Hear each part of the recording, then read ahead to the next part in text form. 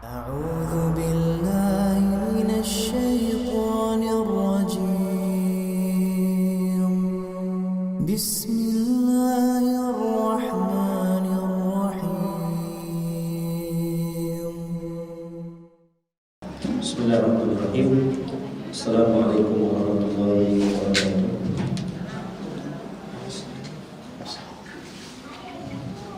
Alhamdulillahi ala ihsani wa syukri wa tawfiqi wa dinani wa asyhadu an la ilaha illallah wa la syarika la ta'zimu li sya'ni wa asyhadu anna Muhammadan abduhu wa rasuluhu ad-da'i ila ridwani wa sallallahu sallam wa baraka alaihi wa ala alihi wa ashabihi wa ikhwanihi.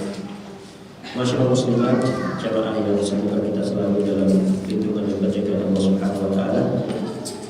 Marilah kita bersyukur kepada Allah Subhanahu wa taala atas segala karunia nikmat yang diberikan kepada kita semua, yang dengannya alhamdulillah kita bisa berkumpul di rumah Allah Subhanahu wa taala yang kita cintai ini. Semoga amal saleh yang kita lakukan pada hari ini diterima di sisi Allah Subhanahu wa taala. Salawat serta salam tak lupa kita hadiahkan untuk Nabi kita tercinta, Nabi besar Muhammad sallallahu alaihi wasallam. Semoga dengan memperbanyaknya selawat dan mengucapkan salam untuk beliau, kita termasuk umat beliau yang kelak mendapatkan syafaatnya pada hari kiamat. Para hadirin yang dimuliakan Allah Subhanahu wa taala, melanjutkan kajian kita pada pembahasan kitab Ad-Da' wad-Dawa. Ad-Da' wad-Dawa yaitu kitab yang kalau kita terjemahkan, Ad-Da' itu adalah penyakit, Ad-Dawa adalah obatnya. Jadi kitab ini membahas tentang nanti beberapa perkara-perkara yang itu merupakan penyakit, terutama penyakit jiwa, penyakit hati. Ini akan dibahas di sini. Lalu kemudian Ibnu Qayyim al-Jauziyah akan memberikan solusi atau dawanya, yaitu obat daripada penyakit tersebut. Nah, pada pembahasan yang lalu kita telah menjelaskan tentang beberapa keutamaan doa.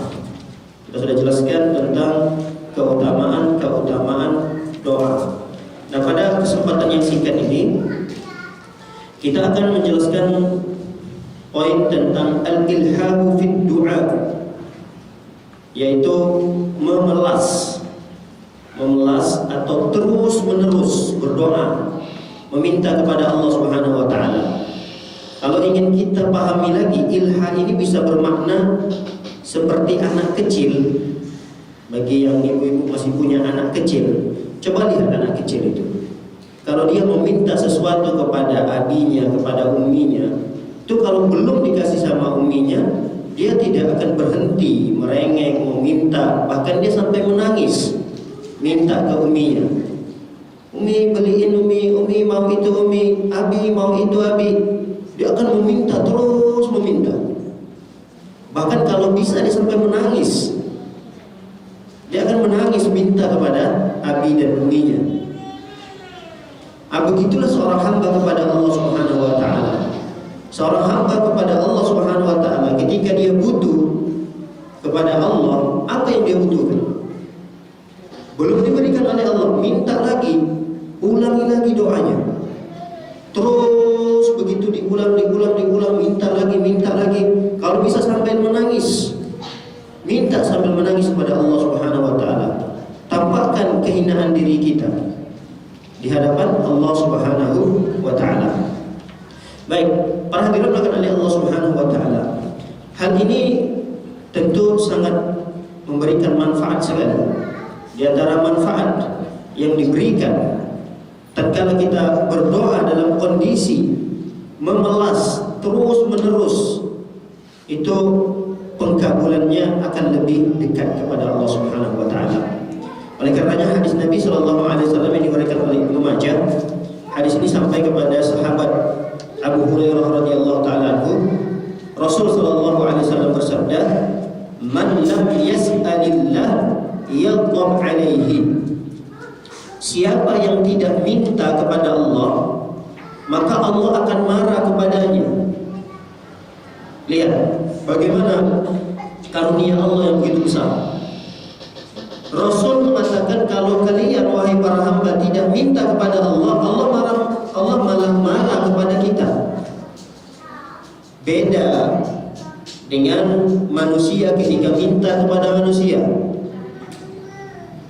Ketika manusia minta kepada manusia, fulan bagi dong, fulan tolong berikan ini, fulan saya butuh ini, diberikan. Besok datang lagi dia minta lagi, diberikan. Besok datang lagi dia minta, diberikan. Tapi lama-lama orang tersebut akan bosan. Malah orang tersebut akan marah kepada si peminta ini kalau dia terus-menerus meminta. Kebalikannya dengan Allah Subhanahu wa taala. Allah malah marah kepada hambanya yang tidak meminta, yang tidak berdoa kepada Allah Subhanahu wa taala. Ini menunjukkan bahwa Allah Maha Kaya. Allah Maha Kaya. Andai kata seluruh manusia ini meminta kepada Allah Subhanahu wa taala dalam satu waktu yang sama, itu tidak akan mengurangi kekayaan Allah. Allah kabulkan nih doa kita semua. Semua makhluk Allah yang ada di muka bumi ini, baik itu muslim maupun kafir, baik dia taat maupun pelaku maksiat, minta kepada Allah, Allah akan berikan. Allah akan berikan, dan itu sama sekali tidak akan mengurangi kekuasaan Allah Subhanahu wa taala. Dalam hadis yang disahihkan oleh Imam Hakim, tapi hadis ini dinilai dhaif, dinilai dhaif oleh Syekh Al-Albani rahimahullah taala. Hadis diriwayatkan oleh Anas bin Malik. Nabi sallallahu alaihi wasallam bersabda, "La ta'jizu fid du'a fa innahu la yahliku ma'ad du'a'i ahadun." Jangan kalian merasa lemah, menyerah. Jangan kalian menyerah untuk berdoa kepada Allah, karena sungguhnya tidak ada orang yang celaka, tidak ada orang yang binasa karena doa. Ya, tidak ada ruginya. Seseorang itu ketika berdoa kepada Allah tidak ada ruginya. Andai kata doanya sekian ratus kali, bahkan sekian ribu kali, belum dikabulkan oleh Allah, itu akan menjadi ibadah baginya. Jadi sama sekali tidak ada rugi bagi seseorang berdoa kepada Allah. Andai kata doanya tidak dikabulkan sampai dia meninggal dunia, wafat dia, padahal dia sudah sekian ribu kali meminta sesuatu itu kepada Allah, wafat dalam kondisi belum dikabulkan oleh Allah doanya di dunia ini, ingatlah itu akan menjadi pahala besar bagi dia nanti di akhirat. Dia bertemu dengan Allah. Pada catatan amalannya terdapat pahala-pahala dia selalu berdoa meminta kepada Allah Subhanahu wa taala. Baik, dalam hadis yang diriwayatkan oleh Aisyah radhiyallahu taala anha, hadis ini juga dinilai oleh sebagian para ulama lemah. Al-Imam Al-Baihaqi meriwayatkan hadis ini, kemudian At-Tabarani, dan hadis ini dinilai dhaif oleh Syekh Al-Albani rahimahullah taala. Rasul sallallahu alaihi wasallam bersabda, "Innallaha yuhibbul mulhin fi du'a." Mulhin ini tadi memelas. Tahu memelas ya, Bu? Merengek tahu? Meminta-minta terus sampai diberikan. Kayak anak tadi yang saya contohkan, kayak anak kecil ketika dia minta sesuatu ke abinya, ke uminya, lihatlah bagaimana anak tersebut minta kepada orang tuanya. Sebelum diberikan, dia tidak akan berhenti untuk meminta. Kalau sudah diberikan, baru dia diam. Seperti itulah seharusnya yang dilakukan oleh seorang hamba, karena Allah suka dengan hamba yang seperti itu. Allah malah cinta kepada seorang hamba yang selalu berdoa, merengek kepada Allah, memelas, sampai kalau bisa menangis, meminta kepada Allah Subhanahu wa taala saat dia berdoa. Baik. Di dalam kitab Az-Zuhud, Al-Imam Ahmad, ini dari Qatadah, dia berkata, "Ma wajadtu li mu'min masalan illa rajulan fil bahri ala khashabatin fa huwa yad'u ya Rabb la'alla Allah 'azza wa jalla an yunjiyahu." Baik. Ada suatu kisah yang dijelaskan di sini. Kata Imam Ahmad meriwayatkan kisah ini, "Ma wajadtu lil mu'min masalan." Aku belum mendapati permisalan bagi seorang mukmin, kecuali pada laki-laki tatkala dia terombang-ambing di lautan. Dia terombang-ambing di lautan. Yang menyelamatkan dia dari ombak, dari air yang begitu besar itu hanya khasyabah. Khasyabah itu kayu. Dia cuma berpelukan dengan kayu. Dia berada di satu sebilah kayu. Sebilah kayu itulah yang akan menyelamatkan dia. Dalam kondisi seperti itu dia selalu berdoa, Ya Rabb, Ya Rabb, wahai Allah, wahai Tuhanku, wahai Tuhanku. Dan dia berdoa akan diselamatkan oleh Allah Subhanahu wa taala. Ini beberapa contoh yang disebutkan oleh para ulama dan beberapa hadis yang sudah kita bacakan bahwa sangat dianjurkan bagi kita untuk mengulang-ulang doa yang kita minta kepada Allah. Ulang, Ya Allah, Ya Allah, Ya Allah, Ya Tuhanku, Ya Tuhanku. Minta sesuatu apa yang kita butuhkan. Karena Allah Subhanahu wa taala akan semakin cinta, akan semakin suka kepada seorang hamba tersebut tatkala dia selalu meminta dan mengangkat tangannya untuk meminta kepada Allah Subhanahu wa taala. Baik para hadirin dan hadirat yang oleh Allah Subhanahu wa taala. Ketika seorang berdoa kepada Allah, itu tidak hanya Allah kabulkan untuk orang-orang yang beriman saja, tidak. Tapi kepada siapapun yang apabila orang itu berdoa kepada Allah Subhanahu wa taala, meski dia kafir, dipastikan doanya itu akan dikabulkan oleh Allah Subhanahu wa taala. Tentu ada beberapa syarat. Di antara syarat yang disebutkan oleh Allah dalam Al-Qur'an, tatkala dia betul-betul tulus meminta kepada Allah. Ingat dalam Al-Quran Allah pernah berfirman, فَإِذَا رَكِبُوا فِي الْفُلْكِ دَعَوُا اللَّهَ مُخْلِصِينَ لَهُ الدِّينَ فَلَمَّا نَجَّاهُمْ إِلَى الْبَرِّ إِذْ هُمْ يُشْرِكُونَ. Kata Allah Subhanahu wa taala dalam surah Al-Ankabut kalau tidak salah ayat yang ke-65, manakala orang-orang kafir jahiliyah yang mereka mensekutukan Allah, ketika mereka terombang-ambing di lautan, di atas perahu yang mereka berada di satu perahu yang diombang-ambing oleh ombak yang begitu besar. Da'allaha mukhlishina lahuddin, lalu mereka berdoa kepada Allah, meminta kepada Allah dalam kondisi mukhlisin. Mukhlis itu tulus, meminta kepada Allah.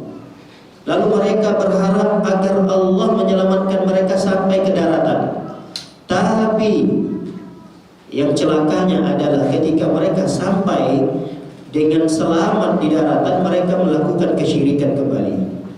Nah, ini menunjukkan bahwa siapapun yang berdoa dengan tulus, meminta langsung kepada Allah, potensi dikabulkan doanya itu besar. Ini orang kafir loh yang diceritakan oleh Allah ini.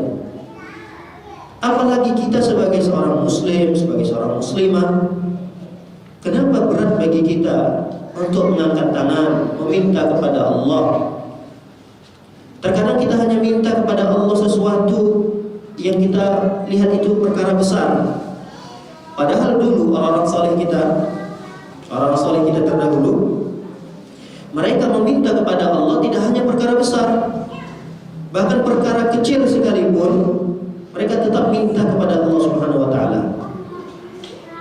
Cuma sekedar garam, nggak ada garam di rumah, mereka nggak minta dulu kepada suaminya, mereka nggak minta dulu kepada manusia, mereka minta dulu kepada Allah.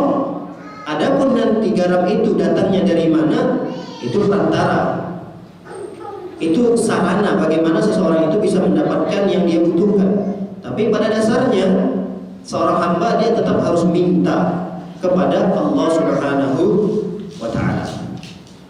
Baik, para hadirin berkata oleh Allah Subhanahu wa taala. Kita pindah ke bab yang berikutnya. Bab min afatid du'a. Ini kita akan membahas tentang kecacatan doa. Ternyata doa itu bisa cacat. Nah, ini diantara penghalang ya. Diantara penghalang kenapa doa kita itu belum dikabulkan oleh Allah Subhanahu wa taala. Ternyata ada kecacatan pada doa itu. Lihat. Di antara kecacatan yang ada pada doa Disebutkan di sini adalah an yasta'jilal 'abdu wa yastabdi'u al-ijabah fayastahsiru wa yad'u du'a. Jadi kata Syekhul Islam Ibnul Qayyim, di antara yang menjadikan doa kita itu cacat adalah kita terlalu tergesa-gesa melihat doa kita kok lambat sekali nih dikabulkan oleh Allah. Saya sudah berdoa berapa kali? Saya sudah sekian lama loh, sekian tahun saya berdoa. Ada kan di antara saudari-saudari kita seperti itu ucapannya. Saya sudah menikah sekian tahun. Saya selalu berdoa kepada Allah, minta agar dikaruniai anak misalnya, keturunan. Ini sudah tahun ke-15 loh nih, saya berdoa kepada Allah. Kok lama sekali Allah memberikan pengabulannya itu? Nah, ini disebut dengan istijal. Istijal dalam berdoa, tergesa-gesa, merasa doa yang dia panjatkan kepada Allah belum dikabulkan, sehingga dia merasa rugi. Kalau gitu ngapain saya berdoa selama ini? Gak ada gunanya juga saya berdoa kepada Allah. Saya selalu meminta sehabis sholat 5 waktu, saya bangun sepertiga malam terakhir minta kepada Allah agar dikaruniai keturunan, sampai saat ini belum. Terus apa manfaatnya bagi saya untuk berdoa selama ini? Akhirnya dengan begitu dia mengurungkan niatnya dan tidak berdoa lagi. Dia tinggalkan berdoa karena merasa bahwa doa yang selama ini dia panjatkan sia-sia. Ini di antara kecacatan dalam berdoa.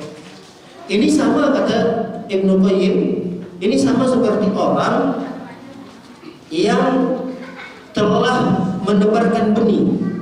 Dia mau bertanam, dia menanam apa misalnya, kangkung misalnya. Dia tanamkan, dia tebarkan benih. Sehari 2 hari dia siram, dia rawat area yang telah dia bersihkan untuk ditanam tadi benih kangkung itu. Atau pohon-pohon yang lain, pohon-pohon yang besar yang lainnya dia tanam, tapi belum bertunas. Dia sudah rawat, sehari 2 hari sudah dia siram, tapi kok nggak kelihatan tunasnya. Akhirnya dia menyerah. Dia tidak sabar. Hari ketiga, hari keempat, dia tinggalkan. Udah, saya nggak mau lagi deh merawatnya, saya nggak mau nyiramnya lagi. Percuma. Pagi, siang, sore saya sudah siram, tapi nggak kelihatan tanda-tanda kehidupan dari tanaman itu. Lalu kemudian dia tinggalkan tanaman itu, dia biarkan tanaman itu akhirnya tidak terawat. Dia tinggalkan dan tumbuh, tapi sudah tidak dirawat lagi. Sia-sia selama ini dia merawatnya, dia membersihkan lahan tersebut. Selama 1 minggu, 2 minggu telah membersihkan lahan itu. Karena tergesa-gesahnya dia, kenapa nih kok belum tumbuh juga? Akhirnya dia tinggalkan, nggak mau lagi dia rawat. Rugi. Seperti itulah bagi orang yang berdoa, lalu doanya belum dikabulkan oleh Allah, lalu dia merasa rugi selama ini, doanya belum dikabulkan oleh Allah. Setelah itu dia mengurungkan niat dan tidak lagi mau berdoa meminta kepada Allah Subhanahu wa ta'ala. Dan inilah suatu kerugian yang besar. Lihat hadis Nabi sallallahu alaihi wasallam diriwayatkan oleh Al-Imam Bukhari. Hadis ini sampai kepada sahabat Nabi Abu Hurairah radhiyallahu taala anhu. Nabi sallallahu alaihi wasallam bersabda, "Yustajabu li ahadikum ma lam yu'ajjal. Yaqulu da'awtu falam yustajab li." Lihat kata Rasul sallallahu alaihi wasallam, sungguh seseorang itu akan dikabulkan doanya selama dia tidak tergesa-gesa. Ini janji dari Rasulullah. Apakah ada janji Rasulullah yang beliau ingkari? Adakah janji Rasulullah sallallahu alaihi wasallam yang tidak beliau tepati? Tidak mungkin ada. Beliau sosok yang tidak pernah berdusta. Dan ucapan beliau itu bukan hanya hawa nafsu yang keluar dari mulut beliau, tidak. Ini tentu wahyu dari Allah Subhanahu wa taala. Kalau Rasul sallallahu alaihi wasallam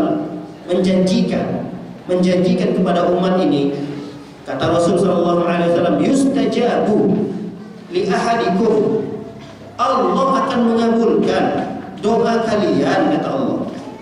Malam yu'ajjal, ini yang perlu kita garis bawahi, selama kita tidak tergesa-gesa. Lalu Rasul mengatakan, da'autu falam yustajab li. Maksud daripada tergesa-gesa itu adalah, ya Allah, aku sudah berdoa ya Allah, tapi belum kau kabulkan. Ini tidak boleh ucapan seperti ini. Atau ucapan ini kita ceritakan kepada teman kita. Ceritakan kita curhat sama teman kita, saya sudah sekian lama berdoa kepada Allah, sampai saat ini belum dikabulkan oleh Allah. Ini ucapan seperti ini tidak boleh. Ucapan seperti ini malah menghalangi keterkabulan doa kita. Apalagi ucapan ini kita keluhkan kepada Allah. Ada orang-orang yang mungkin mengeluhkan ucapan-ucapan langsung kepada Allah. Ya Allah, kapan lagi tiba waktunya Engkau mengabulkan doaku ya Allah? Sudah sekian lama aku berdoa kepadamu ya Allah. Sudah sekian kali ya Allah aku berdoa kepadamu ya Allah. Jika doaku yang terakhir ini belum Engkau kabulkan, aku tidak akan berdoa dan aku tidak akan meminta ini lagi kepadamu ya Allah. Ini ucapan-ucapan seperti ini malah menghalangi dan menjadikan doa kita itu cacat. Kalau sudah cacat, jadi nilai doa kita itu sudah dinilai oleh Allah cacat. Ya siapa yang menerima cacat? Ada yang menerima misalnya kambing yang cacat, kurus, kecil, nggak ada dagingnya, dalam kondisi cacat, lalu diberikan kepada kita untuk ngurusinya. Siapa yang mau? Biaya ngurusnya lebih besar daripada harga kambingnya, misalnya begitu. Begitulah kira-kira ketika seorang berdoa kepada Allah, doanya bagus, yang dia minta bagus sekali. Cuma karena ada kecacatan pada doa itu, gara-gara ucapan dan perilakunya yang tergesa-gesa, ini yang tidak boleh. Yang tergesa-gesanya ini yang tidak boleh. Dan itu dikuatkan lagi oleh hadis Nabi Sallallahu Alaihi Wasallam dalam hadis yang dikatakan Imam Muslim. Kata Rasul Sallallahu Alaihi Wasallam, la yazalu yustajabu lil 'abdi ma lam yad'u bi ithmin aw qati'ati rahimin ma lam yasta'jil. Kata Rasul Sallallahu Alaihi Wasallam, akan senantiasa, lihat kalimatnya, perhatikan kalimatnya ini, la yazal, akan senantiasa Allah Subhanahu wa taala mengabulkan doa seorang hamba malam yad'u, selama doanya itu tidak ada unsur terkandung di dalamnya ism itu dosa, perbuatan-perbuatan yang haram. Selama doanya itu tidak terdapat perkara-perkara yang haram, dia tidak minta kepada Allah perkara-perkara yang haram, atau tidak ada di dalam doanya itu pemutusan tali silaturahmi, dan yang ketiga, dan dia tidak tergesa-gesa. Perhatikan, 3 yang menjadikan doa kita cacat. Kata Rasul Sallallahu Alaihi Wasallam, dipastikan bahwa Allah akan mengabulkan doa seseorang selama tidak ada di dalam doa itu ism ini dosa. Misal, ya Allah, mudahkanlah aku untuk membeli minuman khamar. Nah, ini tentu doa yang tidak mungkin dikabulkan oleh Allah Subhanahu wa taala. Karena ada unsur kandungan doanya itu perkara-perkara yang haram. Dia minta perkara yang haram kepada Allah, enggak mungkin. Ya Allah, mudahkanlah langkahku untuk berzina ya Allah. Minta kepada Allah tapi perkara yang haram, itu enggak mungkin akan dikabulkan oleh Allah. Tapi Ustaz, ada yang terlaksana. Ya kalau dia yang terlaksana itu bukan artinya doa itu dikabulkan, tapi bisa jadi usaha yang dia lakukan menuju perkara yang haram tadi. Nah, karena usahanya itu dia bisa melakukan itu, tapi bukan karena doa itu dikabulkan oleh Allah. Ini pertama, yang menjadikan doa kita cacat itu tatkala kita minta perkara-perkara yang haram kepada Allah. Padahal kita punya doa-doa yang baik.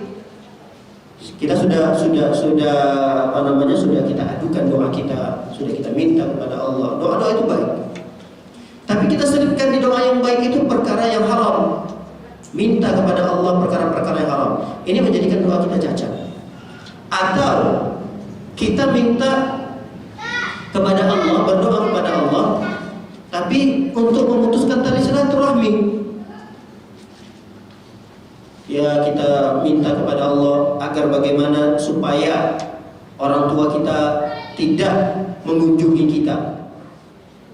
Ya Allah, jangan sampai nih ya Allah orang tua saya datang ke rumah.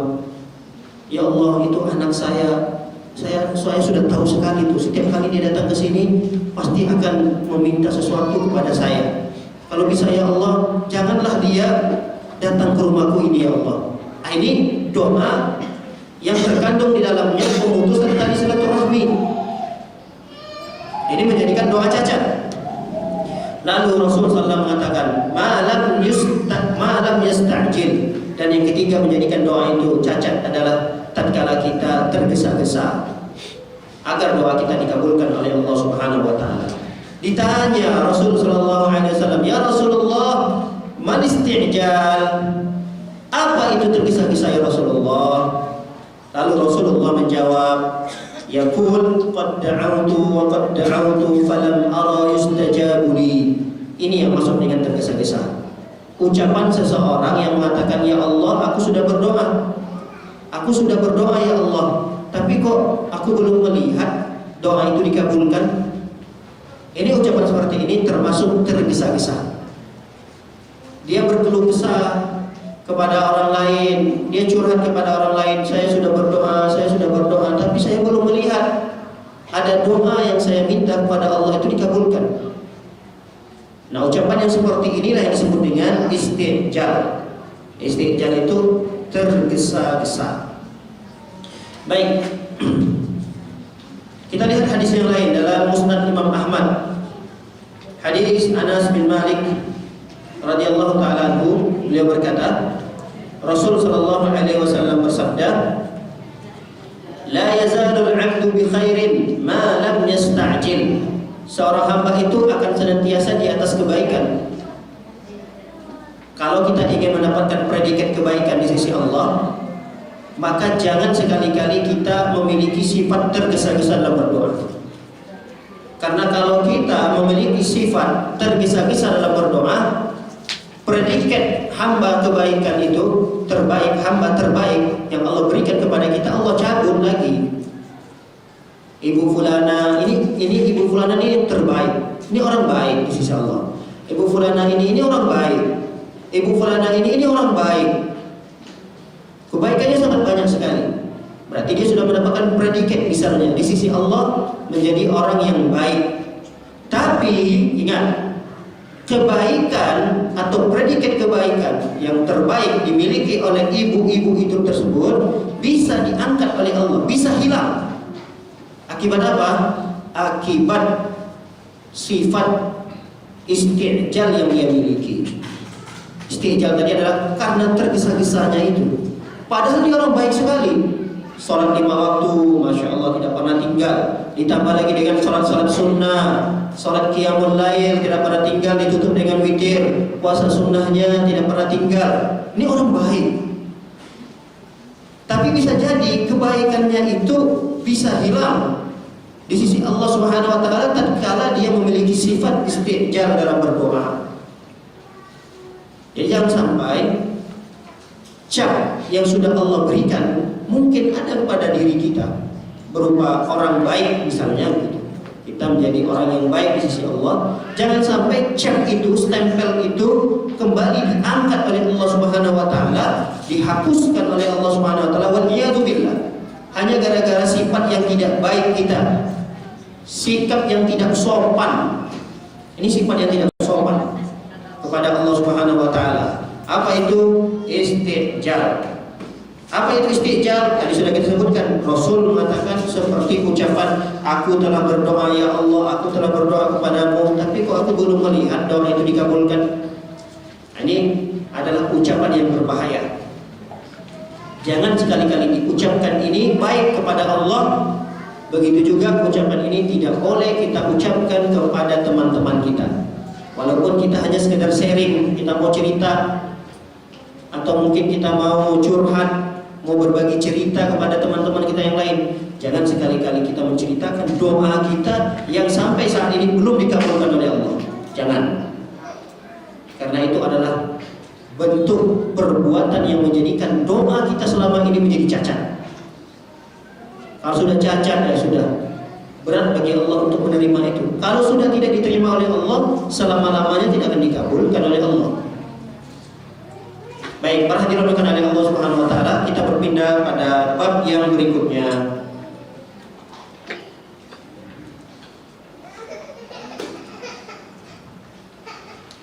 Bab yang berikutnya, awqatul ijabah.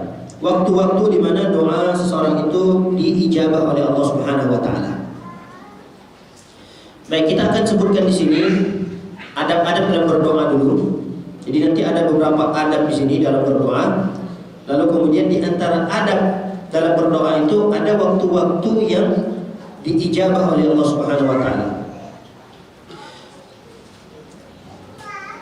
Wa idza ijtama'a ma'a ad-du'a'i hudurul qalbi wa jam'iyyatuhu bi kulliyatihi 'ala al-matlub. Kata Syekhul Islam Ibnu Qayyim rahimahullah taala, murid daripada Syekhul Islam Ibnu Taimiyah rahimahullah, kata beliau, apabila terkumpul dalam doa, kita berdoa kepada Allah nih. Jika doa yang kita panjatkan kepada Allah ini terkumpul di dalamnya adab-adab yang nanti kita sebutkan, maka dipastikan doa kita akan dikabulkan oleh Allah Subhanahu wa taala. Baik, yang pertama boleh dicatat atau boleh dihafal. Yang pertama adalah hudurul qalbi. Kita menghadirkan hati kita. Menghadirkan di sini berarti ingat niat kita dalam berdoa itu, fokus, konsentrasi dalam berdoa, khusyuk. Jangan kita meminta sesuatu apa yang kita minta, mulut kita mengeluarkan kata-kata yang kita minta, tapi hati kita melayang kemana-mana. Ini nggak sesuai. Ucapan yang keluar dengan lintasan hati gitu. Hati perginya ke pasar, ingatnya pasar, lisannya minta kepada Allah Subhanahu wa taala perkara-perkara yang dia butuhkan. Nah, ini tidak sesuai, jangan. Dia harus menghadirkan hatinya di saat berdoa itu. Makanya tatkala kita berdoa butuh memang tempat-tempat yang menjadikan kita bertambah konsentrasi dalam berdoa. Baik, yang kedua, adab yang kedua, cari waktu-waktu yang pengkabulannya itu sangat dekat dengan Allah Subhanahu wa taala. Ada beberapa waktu yang disebutkan oleh Rasul sallallahu alaihi wasallam yang sangat baik bagi kita untuk berdoa di waktu-waktu itu. Di sini dijelaskan yang pertama waktu di mana kita sangat dianjurkan untuk berdoa di sepertiga malam terakhir. Di sepertiga malam terakhir. Jadi kalau kita mau tahu sepertiga malam terakhir itu dari mulai kapan sampai kapan, ya kita hitung. Mulai tenggelam matahari itu jam berapa? Jam berapa tenggelam matahari? Misalnya anggaplah jam 6 ya. Jam 6 itu tenggelam matahari. Kapan waktu subuh? Jam berapa waktu subuh? Jam 4. Misalnya begitu. Atau jam 4 lewat. Jam 4 lah, anggaplah jam 4. Nah, dari jam 6 sampai jam 4 ini berapa jam?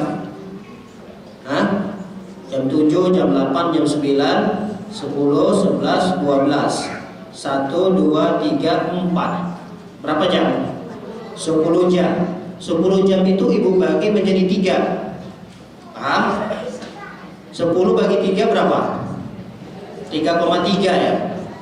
3,3. Berarti dari jam 6 tadi jam 7, jam 8, jam 9, jam 10, 11, jam 12, jam 12, jam 1. Berarti jam 2 ini, jam 2, sudah terhitung sepertiga malam terakhir. Jam setengah dua, jam 2, jam 3, jam 4 itu sudah termasuk awal waktu sepertiga malam terakhir. Sampai nanti masuk waktu sholat subuh. Itulah waktu di mana kita memanjatkan doa pada Allah. Ustaz, itu berat sekali. Berat sekali orang bangun di jam-jam segitu. Ya sesuai memang kadar usaha yang dilakukan oleh seorang hamba itu dengan karunia yang diberikan oleh Allah. Makanya ada satu kaidah mengatakan bahwa al-jazā'u min jinsil amal. Balasan dari Allah itu sesuai dengan kadar amal yang kita lakukan. Semakin sulit amalan itu, ya semakin besar pahalanya. Semakin sulit amalan yang ingin kita kerjakan itu berbanding lurus dengan pahala yang akan Allah berikan. Makanya cocoklah jam-jam ini adalah jam di mana dikabulkan doa kita. Karena orang-orang pilihan saja yang bisa bangun di jam-jam ini. Ustaz, saya nggak bisa bangun di awal-awalnya. Bisa nggak saya bangun dari jam-jam 3? Boleh, itu masih termasuk sepertiga malam terakhir. Jam 3, jam setengah 4 misalnya, itu masih sepertiga malam terakhir. Nanti sampai dia fajar shadiq, masuk waktu sholat subuh, nah itu sudah selesai. Tidak ada lagi waktu sepertiga malam terakhir, itu habis. Ini waktu yang pertama. Baik, waktu yang kedua. Kapan? Kapan Ibu? Hah? Ketika turunnya hujan. Ketika turunnya hujan, ini tidak masuk dalam poin-poin ini. Karena waktu turunnya hujan itu kan kita tidak bisa prediksi kan. Ini hanya pada waktu-waktu yang bisa kita prediksi saja ini yang disebutkan. Baik, di antaranya adalah antara azan dan qomat. Apalagi waktu-waktu yang dikabulkan? Terakhir Ramadan. Hah? 10 hari terakhir itu berarti umum sekali ya. Ada lagi yang lain? Waktu asar. Waktu asar di hari Jumat. Apalagi?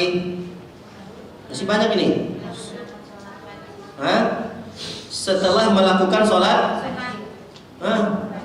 sholat wajib atau sunnah? Setelah sholat wajib. Jadi di antara waktu dikabulkan seseorang ketika berdoa, dia berdoa setelah selesai melakukan sholat wajib. Hanya saja ada khilaf para ulama. Waktu itu kapan? Ada sebagian ulama menafsirkan kita berdoanya setelah kita tasyahud akhir.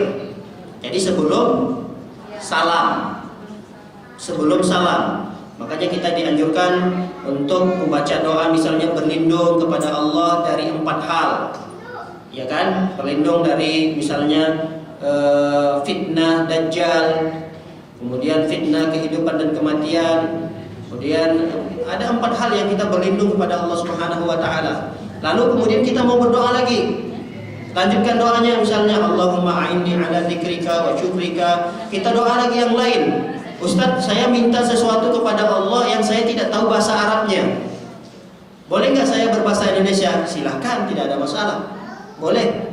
Hanya saja khilaf para ulama apakah doanya itu boleh dilafazkan atau hanya dalam hati. Itu yang khilaf para ulama. Baik, ada sebagian ulama menafsirkan waktu setelah selesai sholat fardu itu adalah waktu dikabulkannya berdoa. Ya setelah salam. Bukan sebelum salamnya. Ada yang mengatakan setelah salam. Hanya saja setelah salam ini ada para ulama yang mengatakan kita berdoanya itu tidak dianjurkan untuk mengangkat tangan.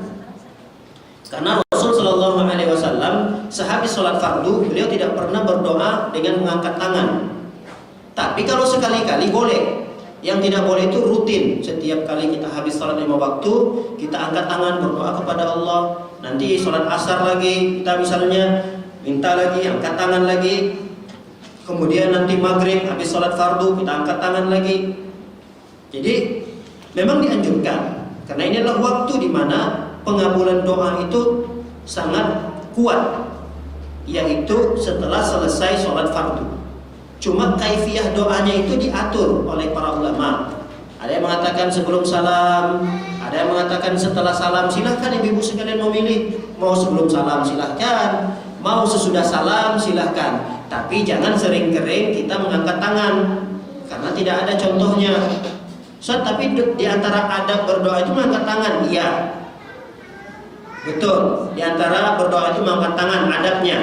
Tapi khusus pada selesai sholat fardu ini itu tidak pernah dijelaskan oleh para ulama. Rasul Shallallahu Alaihi Wasallam berdoa dan merutinkannya dengan mengangkat tangan sehabis sholat fardu. Baik, bisa dipahami ya? Ya. Ada lagi selain daripada itu? Ya, hari Jumat umum sekali ya. Menjelang berbuka puasa. Betul, itu termasuk waktu-waktu atau berpuasanya, orang yang sedang berpuasanya itu. Jadi dari pagi sampai sorenya itu doa yang sangat sangat dekat pengabulannya kepada Allah Subhanahu wa taala. Apalagi ditambah di akhir-akhir dia puasa itu, yang tidak berbukanya ini. Itu semakin kuat pengabulan doanya. Apalagi tadi? Ketika safar, tadi sahur ya, di waktu-waktu sahur itu juga masih waktu sepertiga malam terakhir. Jadi itu masuk dalam kategori sepertiga malam terakhir. Baik, itulah waktu-waktu di mana kita sangat dianjurkan untuk berdoa. Waktu-waktu di mana kita dianjurkan untuk berdoa. Kalau bagi laki-laki yang ikut sholat Jumat, ada sebagian ulama mengatakan tatkala imam itu naik ke mimbar. Tatkala imam itu naik ke mimbar sampai nanti selesai imam itu sholat. Itu di mana waktu pengkabulannya sangat besar. Ada yang mengatakan di antara dua khutbah. Jadi kan kalau hari Jumat itu ada dua kali khutbah. Khutbah pertama terkadang imam duduk dulu sebentar. Nah, sebentarnya, sesaatnya itu imam duduk, itu adalah waktu yang sangat afdal sekali untuk berdoa. Ada yang mengambil pendapat seperti itu. Kemudian nanti imam melanjutkan khutbah yang keduanya.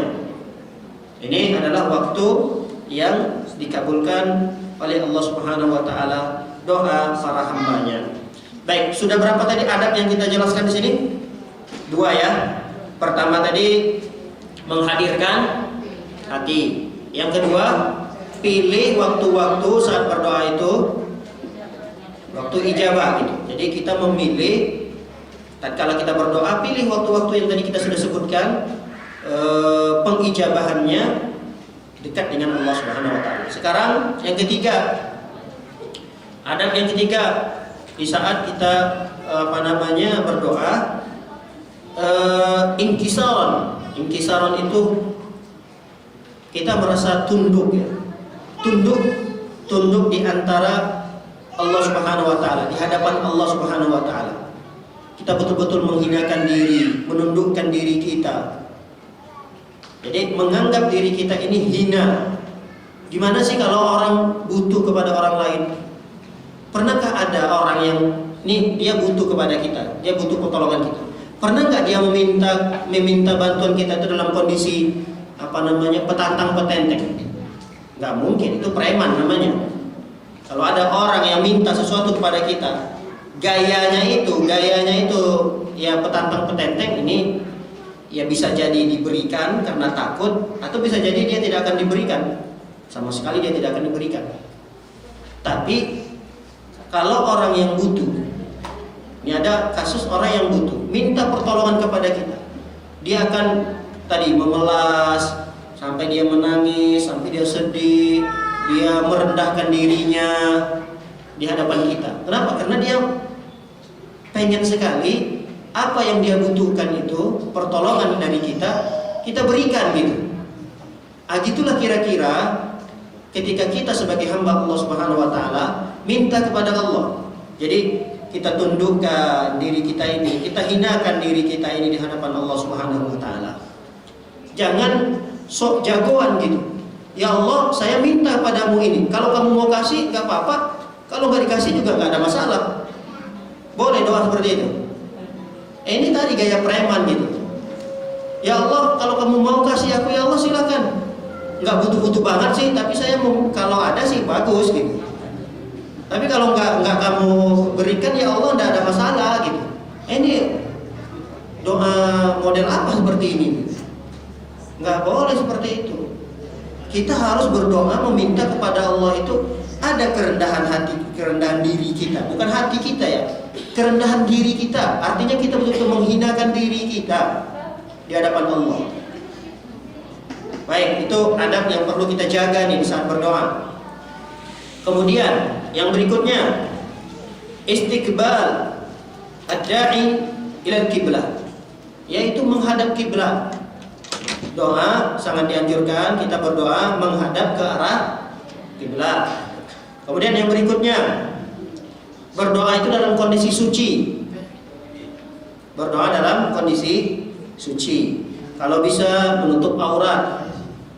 Jadi itu juga termasuk adab berdoa. Ketika kita sudah bersuci, misalnya mengangkat hadas kecil dengan berwudu atau mengangkat hadas besar dengan mandi misalnya. Setelah itu kita tutup aurat. Ini termasuk adab dalam berdoa. Setelah itu, adab yang berikutnya kita mengangkat tangan. Angkat tangan kepada Allah Subhanahu wa taala. Nah, bagaimana cara mengangkat tangannya ini? Nah, ini dijelaskan oleh para ulama, ada dua cara. Yang pertama, kita satukan kedua telapak tangan kita. Bisa tergambar ya, Bu? Kita satukan, kita gabungkan, nyentuh dia antara satu dengan yang lainnya. Lalu dia sejajar dengan wajah kita. Sejajar, bukan seakan-akan menutupi wajah, bukan. Bukan begini, tapi sejajar begitu. Kita angkat tangan kita angkat. Jadi punggung telapak tangan kita ini menghadap ke arah kiblat. Seperti ini. Ada cara yang kedua, dia tidak disatukan. Dia cuma begini, direnggangkan begini, tapi dia telapak tangannya itu juga sejajar dengan wajahnya. Sejajar dengan wajahnya. Begini, sejajar. Baik.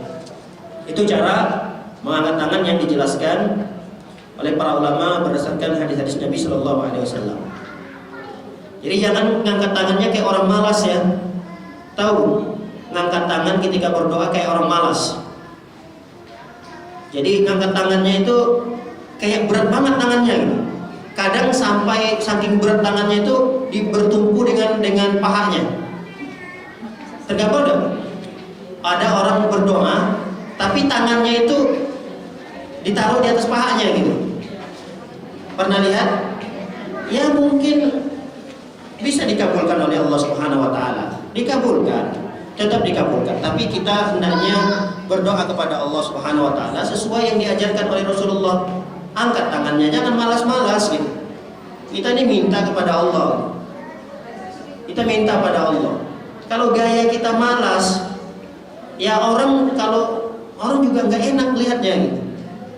Angkat benar-benar serius minta kepada Allah Subhanahu wa taala.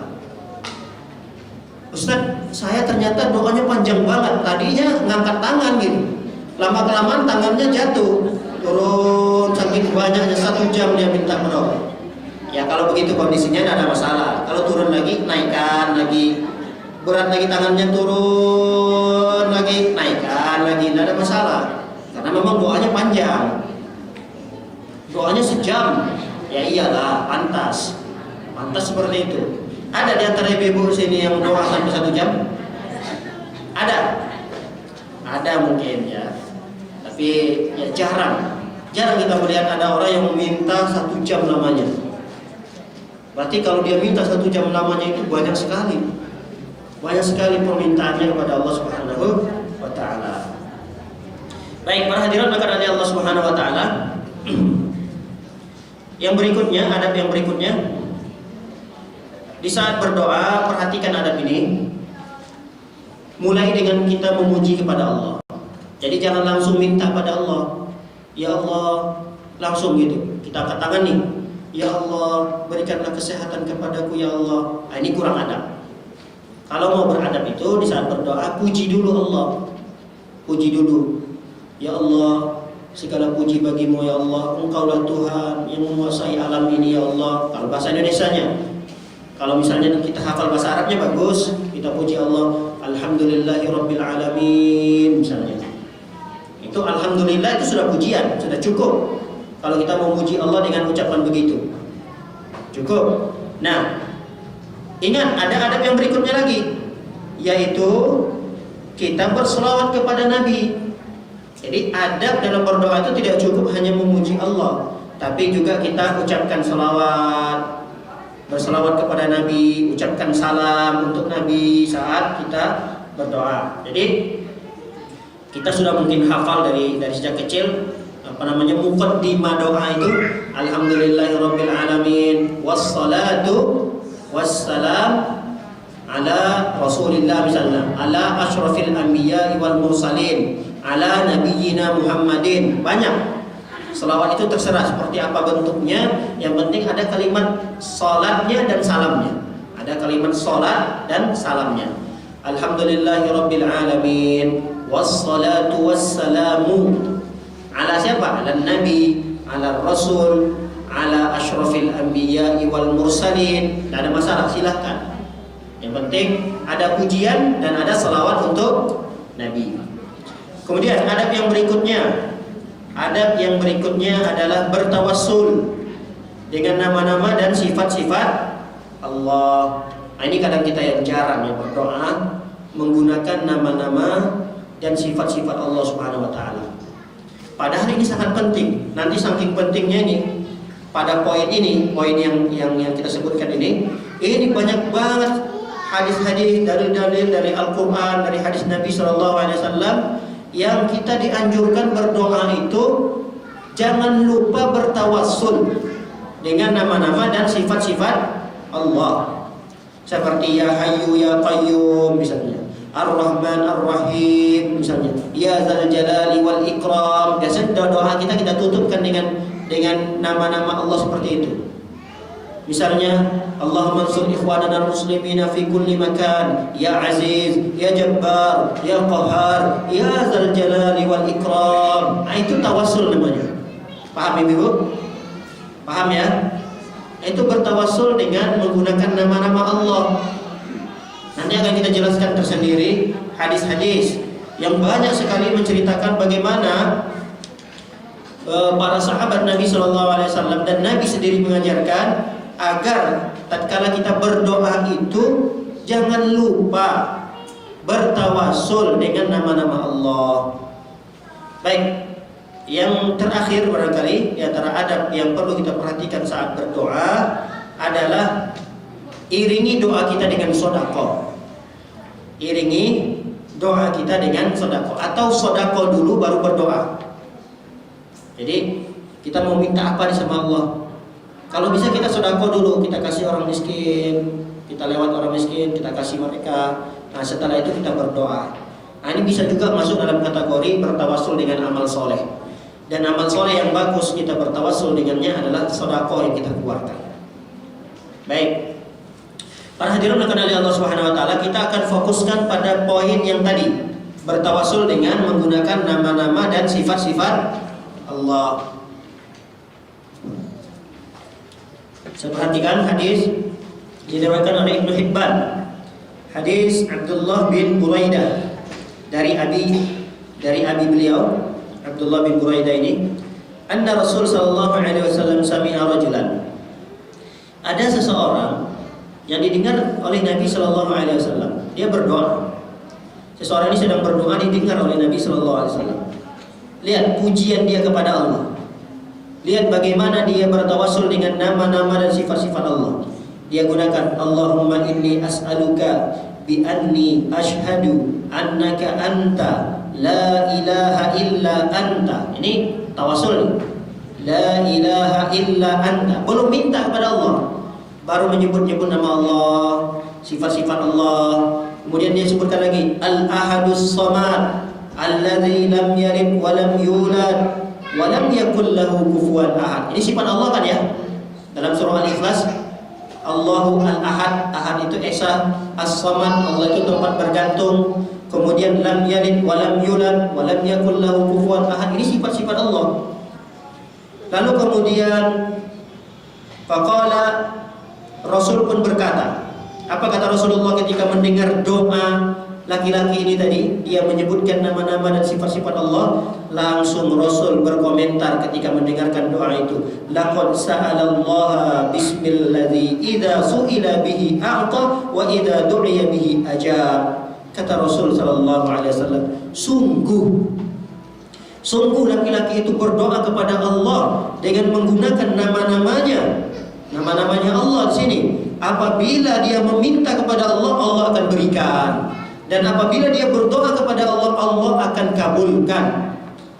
Lihat komentar Rasul sallallahu alaihi wasallam. Apabila dia meminta kepada Allah, Allah akan berikan. Apabila dia berdoa, Allah akan kabulkan. Dalam riwayat yang lain disebutkan, laqad sa'alta, Rasul langsung mengatakan kepada laki-laki itu, sungguh engkau telah minta kepada Allah dengan menggunakan namanya yang a'zam. A'zam itu maha agung. Bismihil a'zam. Bismihil a'zam, menggunakan nama-nama Allah yang begitu agung. Sungguh engkau telah berdoa kepada Allah dengan menggunakan nama-nama Allah yang begitu agung. Baik, para hadirin oleh Allah Subhanahu wa taala. Teringat ada satu kisah, dan kisah ini juga terjadi sebelum Nabi ya, jauh di zaman masih Nabi Musa, kalau tidak salah Nabi Musa alaihissalam. Jadi ada salah seorang Bani Israel, dia orang soleh, pengikut Nabi Musa. Dia ini punya doa yang orang lain tidak tahu. Kenapa doa dia ini selalu dikabulkan oleh Allah? Bahkan saat itu dia minta, langsung saat itu dikabulkan oleh Allah. Bayangkan, ada orang seperti ini di zaman kita. Waduh, antri dah tuh. Mungkin kita dapat jadwalnya minta didoakan aja bisa setahun nunggunya gitu. Tapi itu ada di zaman Nabi Musa, ada orang seperti itu. Namanya Bul'am. Dalam riwayat yang lain Bal'am, namanya Bal'am bin Ba'urah. Bal'am bin Ba'urah, ada yang mengatakan Bul'am bin Ba'urah. Ini salah satu pengikut Nabi Musa alaihissalam dari Bani Israel. Ternyata dia punya satu rahasia dalam berdoa. Di dalam riwayat itu diceritakan, rahasia itu dia selalu saat berdoa menggunakan nama Allah yang azam tadi, Bismillahil Azam. Bismillahil Azam, menggunakan nama-nama Allah yang azam tadi yang agung.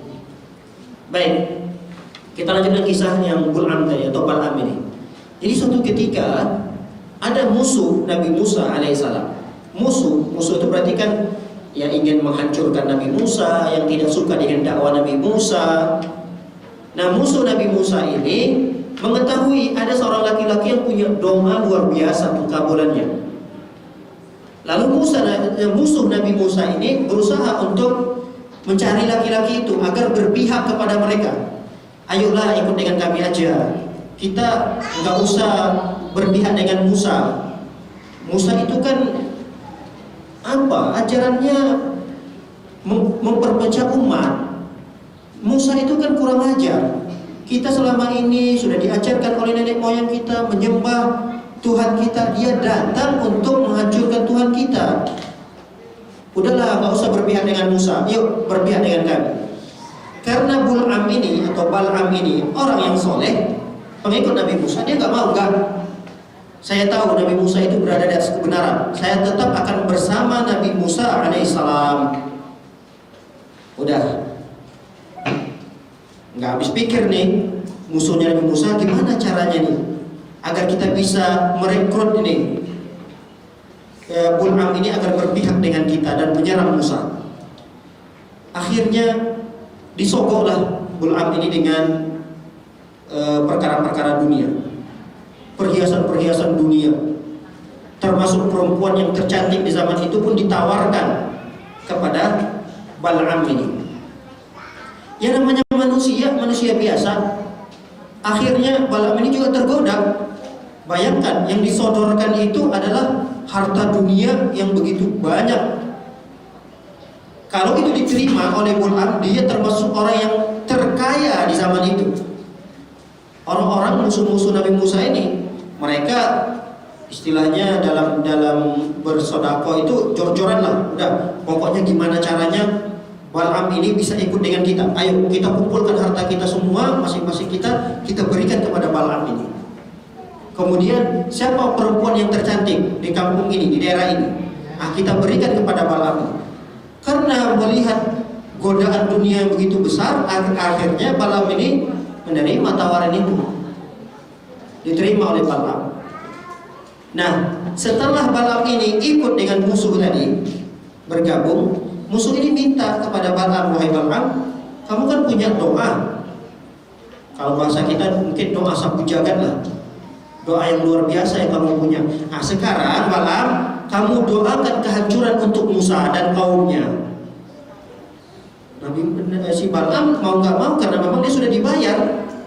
Akhirnya Balaam mencoba untuk mendoakan keburukan, kehancuran untuk Nabi Musa dan pengikutnya. Dia doakan, tapi lisannya dikelokkan oleh Allah. Malah dia mendoakan yang merekrut dia, musuh-musuh Nabi Musa tadi. Malah doanya itu tanpa dia sadari, lisannya itu dibelokkan oleh Allah mendoakan keburukan untuk teman-temannya yang baru tadi. Akhirnya dikabulkan oleh Allah, hancur teman-temannya tadi ini, tersisa hanya beberapa orang. Kemudian coba lagi dia untuk berdoa kebaikan, doa kebaikan untuk teman-temannya yang baru tadi. Malah lagi diplesetkan lagi oleh Allah lisannya, dia malah mendoakan kebaikan untuk Nabi Musa dan pengikutnya. Akhirnya musuh-musuh Nabi Musa udah rugi begitu besar, udah merekrut si Balaam ini, menghabiskan biaya besar, tapi tidak ada hasil. Si Balaam juga merasa bersalah, kok gak ada efeknya nih dari doanya. Ternyata memang doanya itu diplesetkan lisannya oleh Allah, dia malah mendoakan sebaliknya. Lalu si Balaam tidak habis pikir, gimana kalau kita jebak nih tentara-tentaranya Nabi Musa? Bagaimana caranya? Kata teman-temannya ini si Balaam, caranya adalah kita keluarkan seluruh perempuan, istri-istri kalian, anak-anak perempuan kalian, keluarkan semuanya, lalu dandani mereka secantik-cantiknya. Dandani perempuan-perempuan itu secantik-cantiknya, lalu perempuan-perempuan itu disuruh datang ke kemah-kemah, ke kem-kemnya ini tadi, para tentara-tentara Nabi Musa ini. Goda mereka. Ya karena memang manusiawi lagi, wataknya manusia, fitrahnya manusia punya naluri kecenderungan kepada perempuan. Akhirnya tentara-tentara Nabi Musa ini tergoda dengan kecantikan dari perempuan-perempuan yang memang itu menjadi tipu maslahat daripada musuh tadi. Nah, Nabi Musa tentu tidak terima, ini perbuatan keji. Apa yang kalian lakukan? Ini tidak boleh, ini perzinahan. Kalian mau ngapain dengan perempuan-perempuan itu? Lalu pemimpin perangnya, panglima perangnya ketika itu tidak terima dengan Nabi Musa. Hari ini kami tidak mau taat dengan wahai Musa. Hari ini kami ingin menikmati hidup kami dengan para perempuan-perempuan ini. Lalu dalam riwayat itu diceritakan panglima perangnya ini menarik satu perempuan, dia masukkan, dibawa ke campnya.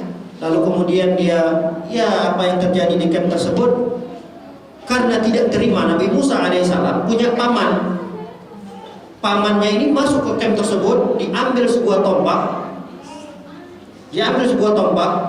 ditombaklah mereka berdua tadi. Ditombak mereka berdua, lalu diangkat tombak tersebut. Kenapa ini dilakukan? Kenapa panglima itu dibunuh? Karena sebab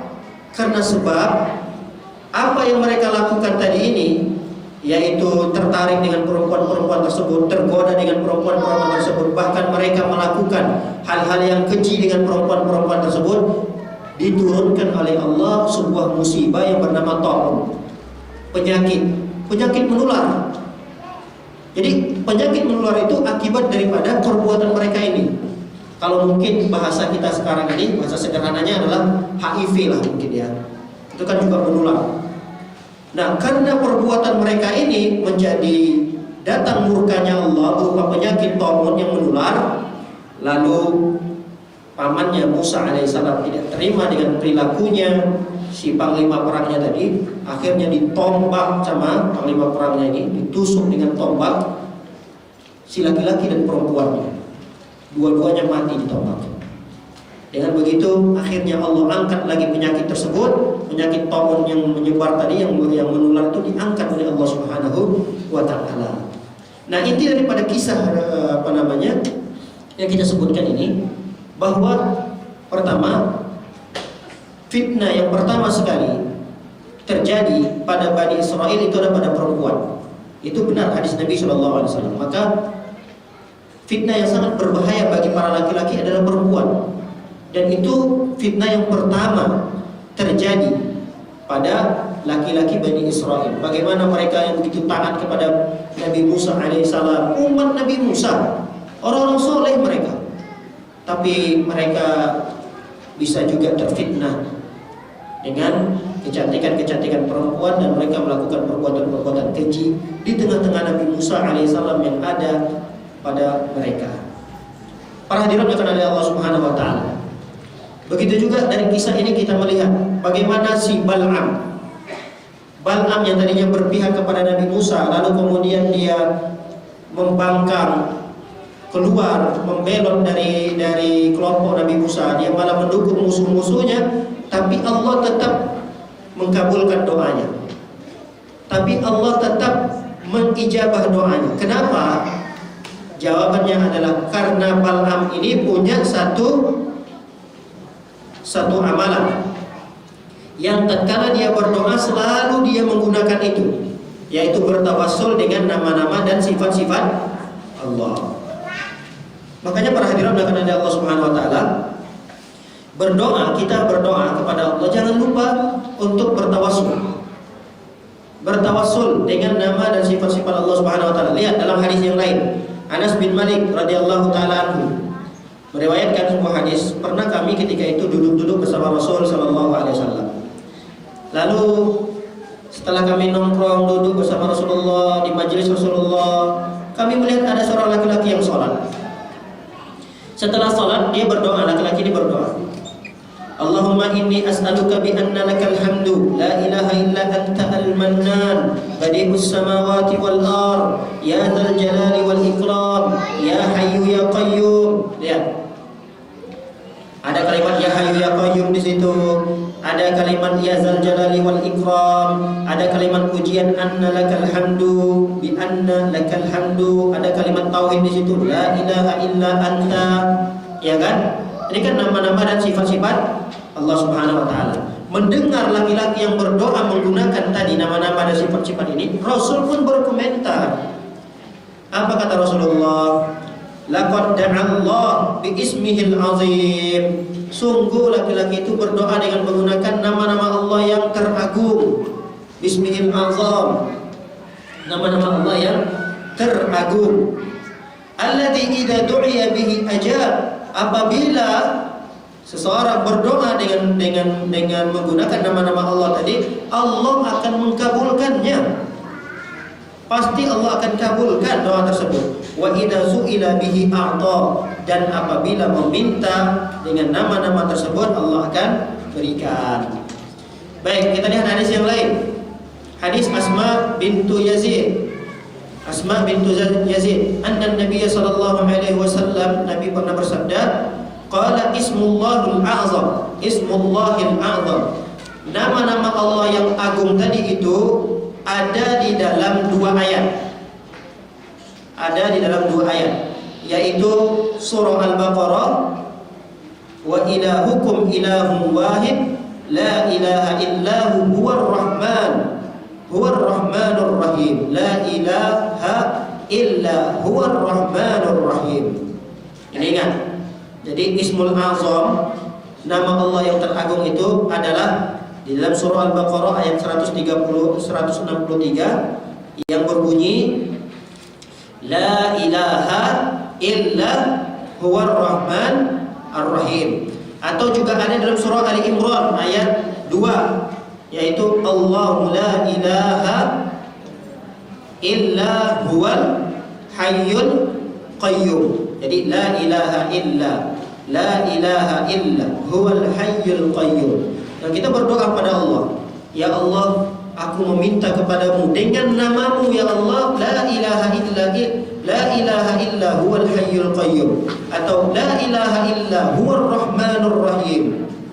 Nah, gunakan kalimat tersebut tatkala kita ingin berdoa kepada Allah Subhanahu wa taala. Jadi kalau kita ditanya, apa sih nama-nama Allah yang agung itu yang bagus untuk kita gunakan saat berdoa? Ya, jawabannya diantaranya adalah kita sudah sebutkan tadi, ya Zal Jalali wal Ikram, ya Hayyu ya Qayyum, atau ditambah lagi la ilaha illa huwar rahmanur rahim, atau la ilaha illa huwal hayyul qayyum. Nah, jangan lupa kita memuji Allah Subhanahu wa taala atau bertawassul dengan nama-nama yang sudah kita sebutkan ini. Baik, dalam hadis Abu Hurairah mengatakan Ismul A'zam itu adalah ya Zal Jalali wal Ikram. Apa namanya? Ya Zal Jalali wal Ikram. Baik, dalam hadis Abu Hurairah mengatakan bahwa Ismul A'zam itu ya Hayyu ya Qayyum. Ya Hayyu ya Qayyum. Nah, ini pernah dibacakan oleh Rasul sallallahu alaihi wasallam ketika Rasulullah sallallahu alaihi wasallam mendapatkan suatu perkara yang sangat penting. Ada satu perkara yang sangat penting yang dihadapkan kepada Rasulullah. Perkara yang penting ini tentu tidak akan bisa dilakukan oleh Rasul dan kita sekalipun. Itu tidak bisa kita hadapi perkara itu kecuali atas pertolongan Allah Subhanahu wa taala. Lalu Rasul sallallahu alaihi wasallam karena melihat perkara ini tidak bisa diselesaikan sendiri, beliau minta bantuan kepada Allah. Ketika itu Rasul berdoa. Lihat doa Rasul sallallahu alaihi wasallam. Doa Rasulullah sallallahu alaihi wasallam ketika minta bantuan kepada Allah menggunakan nama Allah yang azam tadi. Nama Allah yang azam, ya Hayyu ya Qayyum birahmatika astaghits aslih li sya'nu kullah wa la takilni ila nafsi tarfat ain. Tapi Rasul sallallahu alaihi wasallam ingat saat berdoa itu tidak langsung meminta pertolongan kepada Allah. Ya Allah astaghitsu bika, ya Allah aku mohon pertolongan kepadamu ya Allah. Enggak. Dimulai dulu oleh Rasulullah dengan menggunakan Ismul A'zam. Apa Ismul A'zam dalam hadis ini? Ya Hayyu ya Qayyum. Baik. Para hadirin yang dirahmati Allah Subhanahu wa taala, dalam riwayat yang lain diceritakan bahwa Sa'ad bin Abi Waqqas menceritakan hadis ini dari Nabi sallallahu alaihi wasallam. Beliau menceritakan doanya Nabi Yunus. Nabi yang ditelan ikan paus itu Nabi apa? Nabi Yunus ya. Kalau tidak salah Nabi Yunus. Benar kan ya? Nabi Yunus. Nah, ketika Nabi Yunus alaihissalam berdoa dalam kondisi beliau, ya kondisinya kan kondisi darurat ini. Dalam kondisi sangat genting sekali. Beliau sudah berada dalam perut ikan paus. Berada di dalam kegelapan, di atas kegelapan. Bayangkan. Berada di dalam kegelapan. Di dalam perut ikan paus itu gelap sekali. Dan di dalam lautan. Lautan juga gelap. Di siang hari saja kalau seorang masuk di dasar lautan itu gelapnya luar biasa. Ditambah lagi kegelapan malam. Ada 3 kegelapan yang dihadapi oleh Nabi Yunus ketika itu. Tapi Nabi Yunus tidak menyerah. Dalam kondisi yang beliau sangat genting keadaannya, beliau berdoa kepada Allah Subhanahu wa taala dan beliau menggunakan salah satu nama Allah yang azam tadi. Beliau tidak langsung meminta kepada Allah, tapi beliau bertawassul dulu kepada Allah dengan sebuah doa yang masyhur. Siapa yang hafal doanya? Ya, la ilaha illa anta subhanaka inni kuntu minaz zalimin. Subhanallah.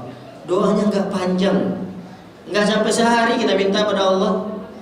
nggak nyampe sejam doa ini kalau dibaca. Doa ini tapi mengandung pengkabulan yang luar biasa. Nabi Yunus alaihissalam ketika baca ini langsung diselamatkan oleh Allah. Fastajabna lahu wa najjaynahu minal gham. Kata Allah, ketika Nabi Yunus membaca doa ini, kami kabulkan. Fastajabna lahu, kami kabulkan, kata Allah. Wa najjaynahu minal gham, dan kami selamatkan dia dari kegelapan tadi. Lihat, wa kadzalika nunjil mu'minin. Begitulah kami menyelamatkan orang-orang yang beriman, kata Allah. Doanya pendek sekali, tapi doa yang pendek itu akan semakin berkualitas tatkala menggunakan nama dan sifat Allah. Apalagi nama dan sifat Allah itu termasuk Ismul A'zam tadi, ya kan? Ismullahil A'zam. Apa di sini? Ismullahil A'zam di sini dalam potongan doa ini. Yang mana? Nama Allahnya di sini atau sifat Allahnya di sini? Pada kalimat yang mana? Pada kalimat tauhidnya kan? Coba ulangi lagi doanya tadi. La ilaha illa anta. Ini Ismullahil A'zam. Ini kalimat la ilaha illa antanya ini. Ini adalah tawasul dengan nama dan sifat Allah. Baik, la ilaha illa anta subhanak. Ini juga sifat Allah. Subhanak, baru beliau berdoa, inni kuntu minaz zalimin. Sesungguhnya aku ini termasuk dari golongan orang-orang yang zalim. Dengan begitu Allah Subhanahu wa taala langsung menyelamatkan beliau. Baik para hadirat yang dimuliakan oleh Allah Subhanahu wa taala. Ada satu hadis yang disebutkan oleh Al-Imam Ibnu Qayyim di sini. Hadis ini dinilai sahih ya oleh Al-Imam Hakim, tapi Syekh Albani melemahkan hadis ini. Hadis ini mohon maaf disahihkan oleh Syekh Albani. Syekh Albani juga mensahihkan hadis ini. Kita bacakan hadis ini. Saat meriwayatkan dari Nabi Sallallahu Alaihi Wasallam, Nabi ketika itu pernah menawarkanlah kepada para sahabat. Apa tawaran Rasulullah? Ala ukhbirukum bi syai'in idza nazala bi rajulin minkum amrun muhimmun fada'a bihi yufarrijullahu anhu. Kata Nabi Sallallahu Alaihi Wasallam menawarkan kepada para sahabat, maukah kalian aku kabarkan sesuatu yang apabila turun menimpa kalian suatu perkara yang penting. Nih lihat nih, kami ulangi.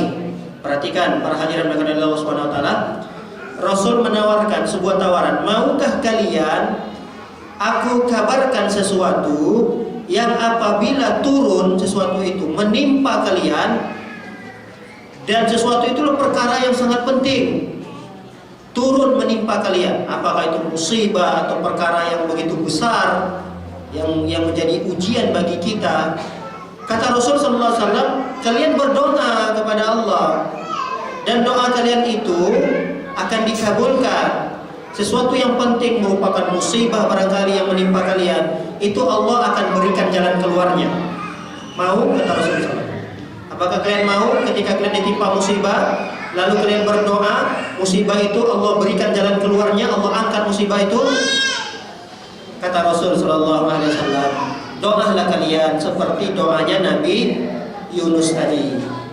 Berdoalah seperti Nabi Yunus.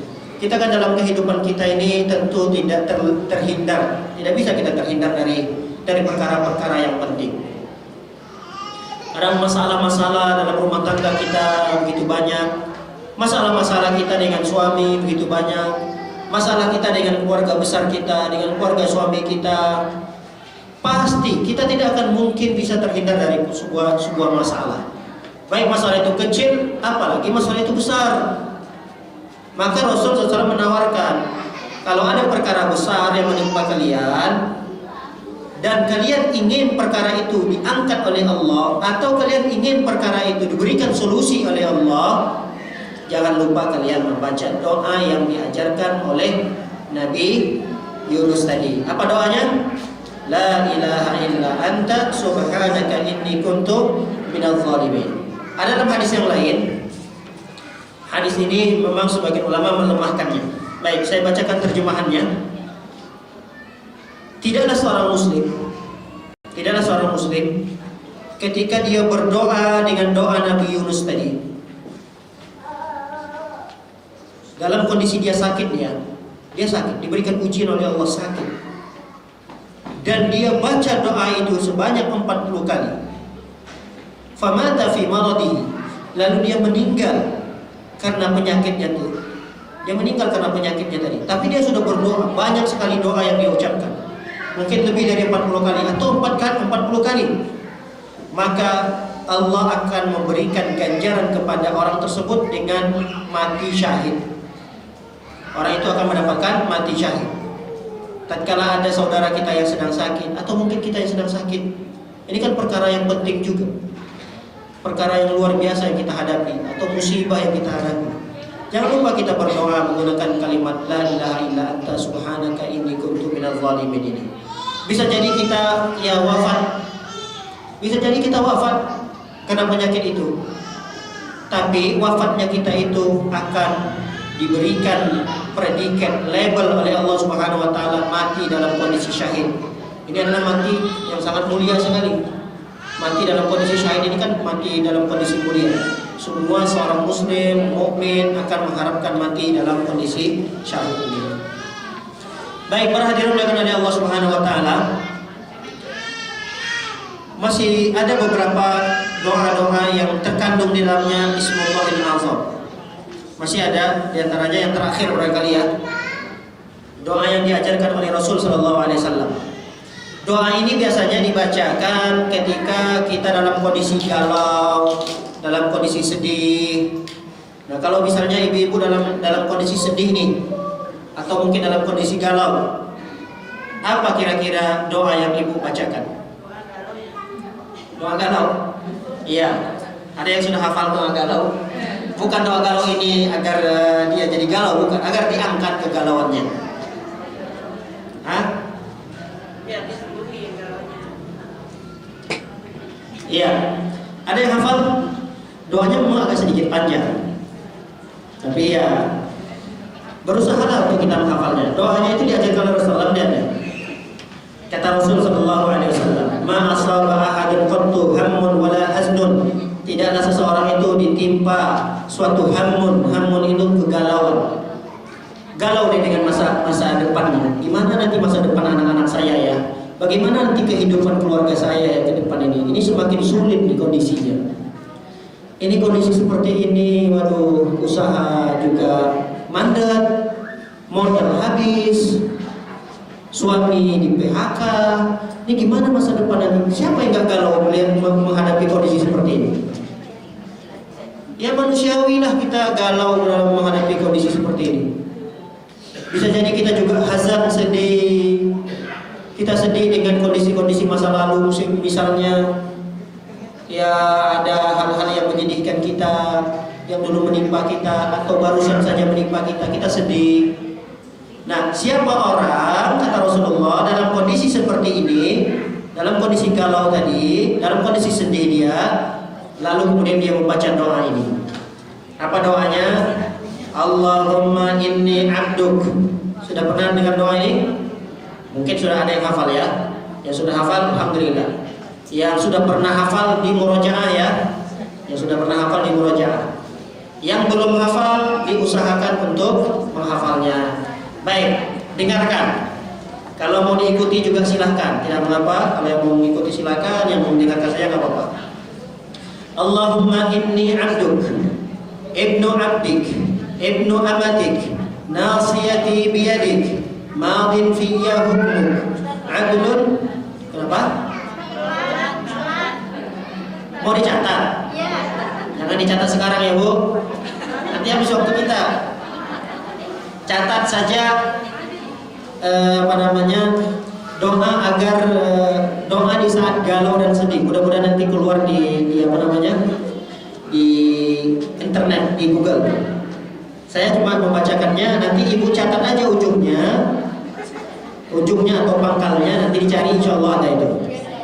Ya, Jangan pelan-pelan, nanti pelan-pelan habis waktu kita nggak sampai selesai. Oke, saya ulangi lagi. Ibu catat aja di pangkalnya saja, pangkal doanya, atau yang ibu ingat nanti ibu searching, insya Allah keluar itu di Google. Allahumma inni abduk, ibnu abdik, ibnu amatik, nasiyati biyadik, madin fiyya hukmuk, adlun fiyya qada'uk, as'aluka Allahumma bi kulli ismin huwa lak. Dalam riwayat yang lain tidak ada kalimat Allahumma-nya. As'aluka bi kulli ismin huwa lak, sammaita bihi nafsak, aw 'allamtahu ahadan min khalqik, aw anzaltahu fi kitabik, aw ista'tharta bihi fi 'ilmil ghaibi indak, an taj'alal Qur'anal 'azim rabi'a qalbi wa nura sadri wa jalaa huzni wa dhahaba hammi. Sampai situ doanya. Wa dhahaba hammi. Panjang ya? Panjang. Tapi tidak ada yang hafal nih di antara ibu-ibu. Tidak ada. Mungkin dia tawadhu, jangan sampai dilihat orang nggak hafal nanti dikirain dia sombong kan? Ada yang udah hafal ini, ibu-ibu. Tapi yang sudah hafal, alhamdulillah tinggal mengamalkan. Ibu-ibu yang sudah pernah hafal, murojaah lagi. Ini doa sangat penting karena ini terkait dengan kehidupan kita sehari-hari. Kehidupan kita sehari-hari nggak terlepas dari kesedihan, dari kegalauan, nggak terlepas. Jadi jangan sampai kita nggak hafal doa ini. Bacakan, ya nggak mesti harus ngangkat tangan juga. Doa ini nggak mesti harus diangkat tangan membacanya. Kapan kita punya waktu senggang, misalnya kita mau baca ini ketika kita zikir pagi juga boleh, ketika kita zikir petang kita selipkan doa ini bagus. Nah, jangan sampai kita tidak mengamalkan doa ini. Ya, nanti terjemahannya juga silakan dibaca ya Bu. Saya tidak mungkin mau terjemahkannya doa yang sepanjang ini. Tapi intinya doa ini adalah termasuk doa yang dianjurkan untuk dibaca. Kenapa? Karena ada keutamaan khusus dari Rasul Sallallahu Alaihi Wasallam. Kita lanjutkan hadisnya. Kata Rasulullah, siapa orang yang membaca ini, maka Allah akan gantikan kegalauannya tadi itu. Allah akan gantikan kegalauan dan kesedihannya dengan kegembiraan. Dengan kegembiraan, dengan kebahagiaan, dengan kesenangan. Makanya kita melihat ada orang kok aneh gitu ya. Kehidupan ekonominya biasa-biasa aja. Mungkin ekonominya jauh di bawah kita. Hidupnya mungkin ya bukan dikatakan pas-pasan, malah kurang, serba kurang kehidupannya. Tapi kok dia masih bisa ketawa gitu, bisa senyum, bisa bahagia dengan anak, dengan istrinya. Kita malah cemburu gitu. Ini orang biasa-biasa aja kehidupan ekonominya, tapi dia tidak pernah ngeluh, dia gak pernah sedih, gak pernah galau, gak pernah curhat ke orang lain gitu. Malah orang lain yang tahu dan menganalisis kehidupannya, melihat, oh memang orang ini butuh loh, tapi dia gak pernah minta ke orang ini. Ayo kita ibu-ibu berinisiatif. Pengajian ibu pengajian sini misalnya kita inisiatif yang membantu teman kita jamaah ibu fulana itu, ternyata dia di rumah itu serba berkekurangan loh. Kadang dia sehari itu makan cuma 1 kali. Kasihan, saya sering mendengar anaknya nangis terus di rumah itu. Saya kira anaknya nangis itu karena sakit atau apa, karena anaknya kelaparan. Ayo kita kumpul-kumpul lah berapa semampu yang kita bisa bantu untuk ibu tersebut. Tapi yang kita heran, selama ini sekian tahun dia hidup seperti itu, dia tidak pernah ngeluh,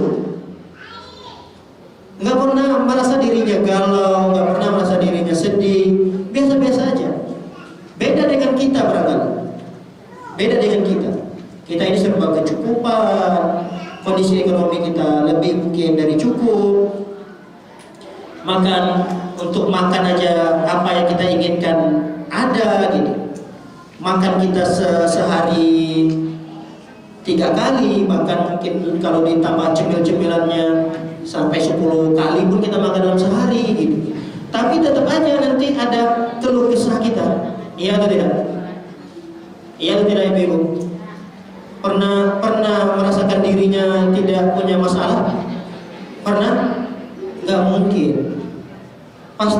Pasti terkadang kita ini ada aja yang kita keluhkan. Padahal dia udah punya rumah. Yang dikeluhkannya apa? Aduh, rumah saya kemarin kena banjir katanya. Ngeluh kan? Dia udah punya rumah. Dia belum tahu ada rumah temannya ibu fulana itu udahlah dia kontrak kena banjir lagi. Tapi yang kontrak yang kena banjir ini dia nggak pernah ngeluh, biasa aja dia. Biasa aja. Malah dia nikmati. Malah anak-anaknya main-main air di depan rumahnya. Senang, malah tertawa-tertawa anaknya. Ada orang yang udah punya mobil ya. Udah punya mobil. Yang dikeluhkannya apa? Yang dikeluhkannya, aduh, mobil saya ini sering mogok gitu. Saya pengennya beli mobil kayak si fulan itu. Itulah sifat manusia. Sering mengeluh. Nah, terkadang keluhan kita ini sampai melampaui batas. Kalau kita mengeluhnya kepada Allah, bagus. Minta kepada Allah. Jangan sampai kita mengeluh lalu kemudian kita meminta-minta kepada manusia. Nah, ini yang diharamkan. Apalagi kita mengeluh kepada manusia dalam bentuk merendahkan diri, menghinakan diri kita. Ini tercela. Oleh karenanya perhatikan oleh Allah Subhanahu wa taala. Hafalkan doa ini. Kalau belum hafal, terus dibaca aja, baca 100 kali, 200 kali, 1000 kali, lama-lama hafal juga. Dibaca doa ini. Allahumma inni 'abduk ibnu 'abdik ibnu amatik nasiyati biyadik madin fiyya hukmuk 'adlun fiyya qada'uk as'aluka bi kulli ismin huwa lak sammaita bihi nafsak aw 'allamtahu ahadan min khalqik aw anzaltahu min fi kitabik aw istatharta bihi fi 'ilmil ghaibi 'indak an taj'alal qur'anal 'azim rabi'a qalbi wa nura sadri wa jalaa huzni wa dhahaba hammi. Ya. Baik, perhatikan kepada Allah Subhanahu wa taala. Ada sebuah kisah ya. Sebuah kisah yang penutup dari bab ini. Kisah ini dari Hasan. Ada seorang laki-laki dari kalangan sahabat Nabi sallallahu alaihi wasallam, dia sahabat Ansar. Nama sahabat itu Abu Mi'lam. Siapa namanya? Siapa nama sahabat ini? Masih konsentrasi kan ya? Hah? Nama sahabat ini Abu Mi'lam.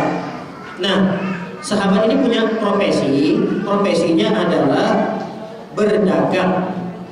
Dia seorang pedagang, seorang pengusaha. Suatu ketika beliau bersafar untuk bertijarah, untuk berdagang. Di perjalanan dia bertemu dengan pencuri, dengan perampok. Kalau bahasa kita begal lah ya. Begal ini dalam kondisi bertopeng, tidak dikenal, lengkap dengan senjatanya. Nah, si begal ini berkata kepada si Abu Mi'lam tadi, Abu Mi'lam, "Dha ma ma'aka fa inni qatiluka." Berhenti. Angkat tanganmu, sesungguhnya aku ingin membunuhmu, kata si tukang begal tadi. Kata Abu Mi'lam mengatakan, "Fama turidu min dami?" Apa yang kau inginkan dari darahku? Kenapa engkau ingin membunuhku? Kata Abu Mi'lam. Lalu Abu Mi'lam menawarkan, "Kenapa enggak ambil harta saya saja? Saya ini kan pedagang, saya pengusaha. Ambil semua ini harta saya, tapi jangan bunuh saya." Kata Abu Mi'lam. Nah, Abu Mi'lam, Qaf di akhirnya. Diserahkan harta, ambillah harta saya, tapi jangan bunuh saya ya. Kata si pencurinya tadi, si begal ini, mungkin dia tidak mau ada jejak saksi di sana. Enggak, pokoknya saya ingin membunuh kamu. Dia enggak mau tahu, pokoknya saya ingin membunuhmu. Saya enggak butuh hartamu, enggak butuh. Pura-pura dia mengatakan enggak butuh. Dia mengatakan saya ingin membunuhmu saja. Kata Abu Mi'lam mengatakan, "Baik, kalau engkau ingin mengambil hartaku dan ingin membunuhku, tapi tunggu sebentar." izinkan aku untuk berdoa dulu kepada Allah, izinkan aku untuk sholat dulu. Pokoknya tolonglah saya berikan permintaan satu ini saja sebelum saya dibunuh. Akhirnya si tukang begal tadi memberikan satu dan mengabulkanlah ya permintaannya yang satu ini, agar diberikan dia kesempatan untuk sholat sebelum dibunuh. Abu Mihlam tadi mulai dia bersuci, berwudu, sholat dia 2 rakaat, kemudian sholat lagi 2 rakaat, 4 rakaat beliau sholat. Setelah selesai sholat beliau berdoa kepada Allah. Lihat ini pengamalan sahabat. Ini sahabat Nabi ini ya yang mengamalkan ini. Sahabat Nabi Sallallahu Alaihi Wasallam. Setelah selesai sholat beliau berdoa di akhir sujud. Lalu dia mengatakan ya wadud, ya wadud, ya dal arshil majid, ya fa'alan lima yurid, ya fa'alan lima turid, as'aluka bi'izzika alladhi la yuram, wa bimulkika alladhi la yudam, wa binurika alladhi mala'a arkana arshik, an takfiyani syarru hadha al-rizq, ya mughith aghithni, ya mughith aghithni, ya mughith aghithni, dan seterusnya beliau berdoa kepada Allah. Lihat akhir daripada kisah ini, kata beliau, ketika itu saya melihat seorang laki-laki yang sedang menunggangi kuda. Laki-laki yang menunggangi kuda itu membawa satu tombak yang pendek yang diselitkan di kudanya. Lalu tombak itu dipukulkan kepada si pencuri tadi, si begal tadi, sampai begal itu mati. Lalu Abu Mi'lam berkata kepada si penunggang kuda ini, wahai sang penunggang kuda, kamu ini siapa? Kok tiba-tiba kamu menyelamatkan saya? Kamu kenal saya? Kenapa kamu menyelamatkan saya? Kenapa kamu membunuh si begal tadi? Lalu si laki-laki, si penunggang kuda itu menjawab, aku adalah malaikat. Jadi malaikat yang menjelma menjadi manusia yang menunggangi kuda. Aku sesungguhnya adalah malaikat yang berada di langit yang keempat. Engkau tadi berdoa kepada Allah, yang doamu itu sampai menggoncang langit. Bahkan doamu yang kedua itu sampai menjadikan langit gaduh. Doa ketigamu menjadikan aku terpanggil untuk menolongmu, dan aku minta izin kepada Allah Subhanahu wa taala agar aku membunuh orang tersebut. Dan aku diizinkan oleh Allah Subhanahu wa taala untuk menolongmu dan membunuh orang yang ingin membegalmu. Lihat apa yang kita bisa ambil pelajaran daripada kisah Abu Mi'lam ini. Dalam kondisi darurat, dalam kondisi genting seperti ini, beliau sempatkan salat dulu. Beliau melakukan adab-adab. Tatkala ingin berdoa, beliau hinakan diri beliau. Beliau berdoa di saat sujudnya, dan beliau menggunakan doa dengan bertawassul kepada nama-nama dan sifat-sifat Allah Subhanahu wa taala. Yaitu diulang-ulang oleh beliau, ya wadud, ya wadud, kemudian ya mughith aghithni, ya mughith aghithni. Tapi hadis ini atau kisah atau asar ini jangan menjadikan dalil bahwa kita boleh berzikir dengan nama-nama Allah.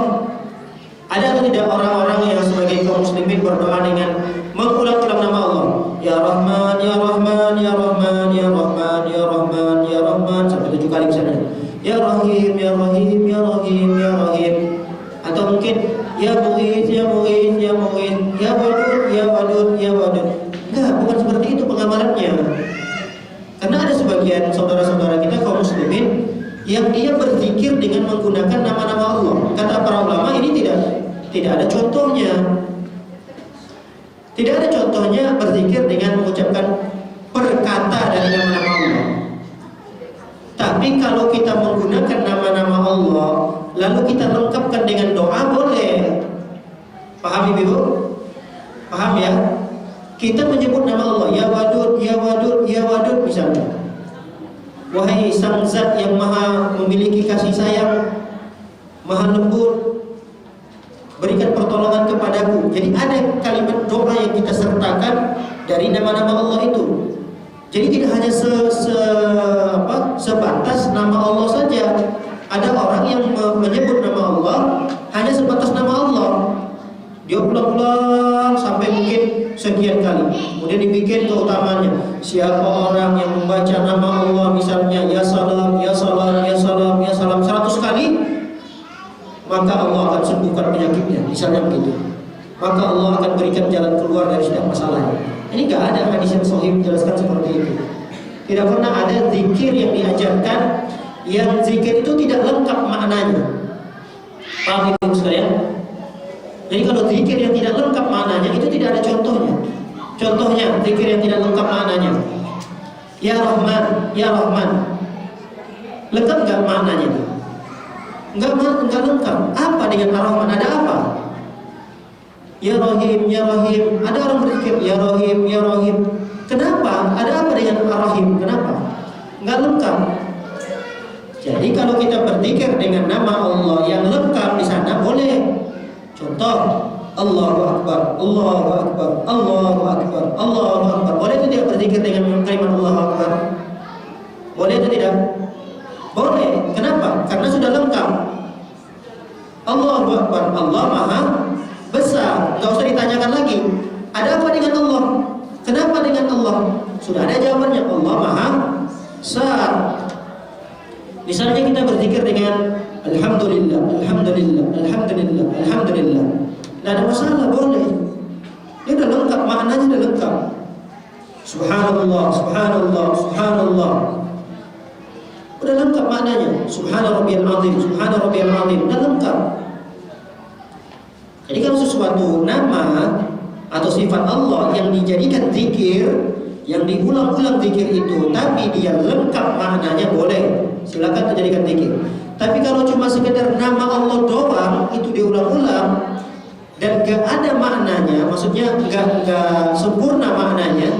Contoh tadi misalnya, ya apa namanya, ya Kudus misalnya, ya Kudus, ya Kudus, ya Kudus. Ini akan ada timbul pertanyaan, kenapa dengan Kudus? Ada apa dengan Kudus? Dan ketika timbul pertanyaan itu, berarti zikir ini tidak sempurna maknanya. Kalau kita mau berzikir, kalau kita mau berdoa, sempurnakan. Misalnya, ya Mughis, ya Mughis, ya Mughis, aghisni. Ya Mughis, wahai zat yang selalu menolong, tolonglah aku ya zat yang selalu menolong. Atau misalnya tadi yang digunakan oleh Rasulullah, ya Hayyu, ya Qayyum, bi rahmatika astaghits. Dilanjutkan doanya biar sempurna maknanya, biar sempurna makna daripada doa atau zikir yang kita panjatkan kepada Allah Subhanahu wa taala. Jadi ini tidak boleh kita amalkan menjadi zikir ya. Enggak boleh. Nama-nama Allah itu tidak boleh dijadikan zikir khusus. Apalagi nama Allah itu tidak sempurna maknanya. Tidak dilengkapi dengan tambahan kalimat yang lain. Kalau ada kalimat yang lain tambahannya yang menjadikan nama Allah itu menjadi sempurna maknanya, itu boleh dijadikan zikir seperti la ilaha illallah wahdahu la syarika lah, lahul mulku wa lahul hamdu. Ini sempurna sekali. Itu boleh diulang-ulang. Misalnya astaghfirullah, ini boleh. Silakan. Baik. Para hadirin yang Allah Subhanahu wa taala, kita tutup ya pembahasan kita pada bab rahasia doa. Ada di sini rahasia doa. Baik, apa di antara rahasia doa itu? Pertama, rahasia doa seseorang itu dikabulkan oleh Allah Subhanahu wa taala. Yang pertama adalah dia berdoa dalam kondisi terjepit. Apa maksud dalam kondisi terjepit? Bisa dipahami Ibu? Hah? Jadi ada beberapa rahasia yang apabila kita berdoa, doa itu dikabulkan oleh Allah. Yang pertama adalah kita berdoa dalam kondisi terjepit. Bukan kaki kita terjepit, bukan tangan kita, kondisi kita. Dalam kondisi yang sangat membutuhkan, dalam kondisi yang sangat darurat sekali, dalam kondisi musibah menimpa kita saat itu dalam kondisi terjepit namanya. Dia berdoa dalam kondisi sakit, itu dalam kondisi terjepit. Itu yang pertama. Yang kedua, dia berdoa kepada Allah Subhanahu wa taala memulai dengan ketaatan-ketaatan, dengan beribadah, dengan beramal soleh. Jadi orangnya taat. Ini adalah rahasia doa orang dikabulkan. Jadi kalau ada pelaku maksiat, dia melanggar perintah-perintah Allah, orangnya fasik, ya pantas doa dia belum dikabulkan oleh Allah. Karena dia tidak punya rahasia di mana Allah bisa mengabulkan doa seseorang tersebut. Ini yang kedua. Yang ketiga, rahasia dikabulkan doa orang tersebut adalah tatkala doa itu berketepatan dengan waktu-waktu yang dikabulkan tadi. yakni dia berdoa berketepatan dengan waktu-waktu yang dikabulkan oleh Allah Subhanahu wa taala. Ada berapa rahasia tadi Ibu sekalian? Ada 3. Yang pertama, berdoa dalam kondisi terjepit, dalam kondisi kita sulit, dalam kondisi kita darurat sekali. Yang kedua, sebelum kita berdoa itu adalah amal-amal soleh kita, ibadah, ketaatan yang kita mulai. Apakah itu sedekah, apakah itu sholat, apakah itu kita baca Quran. Lalu kemudian kita berdoa pada Allah. Yang ketiga, doa kita itu berketepatan di waktu-waktu yang dikabulkan oleh Allah Subhanahu wa taala. Paham ya? Nah, ini yang keliru kadang-kadang. Sebagian kaum muslimin itu ada yang keliru. Dia mengira bahwa doa dia dikabulkan oleh Allah itu karena lafaz doanya itu. Ini keliru, hati-hati. Kadang ada orang yang dia mengira doanya itu dikabulkan oleh Allah Subhanahu wa taala karena lafaz doanya tadi. Wah, barusan saja saya berdoa kepada Allah, langsung dikabulkan oleh Allah. Memang mujarab sekali doa itu. Memang hebat sekali doa tersebut. Karena saya berdoanya dengan menggunakan nama Allah yang azam. Enggak mesti. Bisa jadi doanya dikabulkan oleh Allah Subhanahu wa taala karena dalam kondisi dia terjepit. Paham? Bisa jadi doa yang dikabulkan oleh Allah Subhanahu wa taala itu karena dia memulai dengan amal-amalan soleh. Bisa jadi doa yang dia panjatkan itu dikabulkan oleh Allah, dia berdoanya di waktu-waktu yang dikabulkan oleh Allah Subhanahu wa taala. Jadi jangan kita tertipu bahwa doa kita dikabulkan itu karena lafaz doa kitanya itu, bukan hanya seperti itu. Ada orang yang menyangka seperti itu. Dia menganggap karena doa, lafaz doa yang dia ucapkan itu. Apalagi lafaz doanya itu pemberian daripada kiainya. Kan kadang ada kan sebagian orang-orang awam itu meminta doa lalu diberikan amalan oleh kiainya. Baca ini ya, doa ini ya sekian kali ya. Ternyata benar dikabulkan oleh Allah Subhanahu wa taala. Nah, mengira doa yang diberikan oleh kiainya tadi itu yang dia amalkan itu lafaz doanya lah yang menjadikan doa dia terkabulkan. Nah, ini adalah sebuah kekeliruan. Maka kita harus mengkaitkan doa kita yang dikabulkan oleh Allah itu bisa jadi kita berdoanya dalam kondisi memang dalam kondisi darurat, dalam kondisi kita butuh sekali pertolongan Allah. Allah langsung kabulkan. Bisa jadi doa kita itu karena kita mulai dengan ketaatan kepada Allah. Jadi Allah ingin membalas langsung amal soleh yang kita lakukan itu. Kalau bahasa kita istilahnya Allah ingin berterima kasih lah atas ibadah yang dilakukan itu dengan cara Allah kabulkan doa kita. Walaupun Allah tidak mungkin ya berterima kasih kepada kita, tapi itu bahasa kita lah. Bahasa kita, kalau ada orang yang berbuat baik kepada kita, minimal kita ucapin apa? Terima kasih kan? Terima kasih ya, jazakallah khairan lah, jazakillah khairan, syukron. Itu kan ucapan kita. Ya kalau bisa kita balas kebaikan dia dengan kebaikan lagi gitu. Nah, itulah kira-kira. Jadi ketika kita berdoa, kita mulai dengan amal soleh, dengan beribadah, itu doa yang kita panjatkan itu kemungkinan besar akan dikabulkan oleh Allah Subhanahu wa taala. Apalagi ditambah di waktu-waktu kita berdoa yang waktu itu waktu yang diijabah oleh Allah Subhanahu wa taala. Nah, maka kekeliruan ini terkadang terjadi pada sebagian kaum muslimin yang mereka berdoa berdoa di kuburan-kuburan gitu ya. Ada sebagian kaum muslimin mereka berdoa di kuburan. Dan ajibnya doa mereka itu dikabulkan Allah. Ada yang seperti itu. Yang mereka di saat itu sedang sakit berdoa kepada si penghuni kuburan itu. Gak berapa lama berdoa langsung sembuh. Langsung dikabulkan oleh Allah Subhanahu wa taala. Dia mengira bahwa pengkabulan doanya itu adalah karena dia berdoa di kuburan itu. Ini bahayanya. Bisa jadi kita kaitkan lagi nih, doa yang dia panjatkan itu ada rahasianya.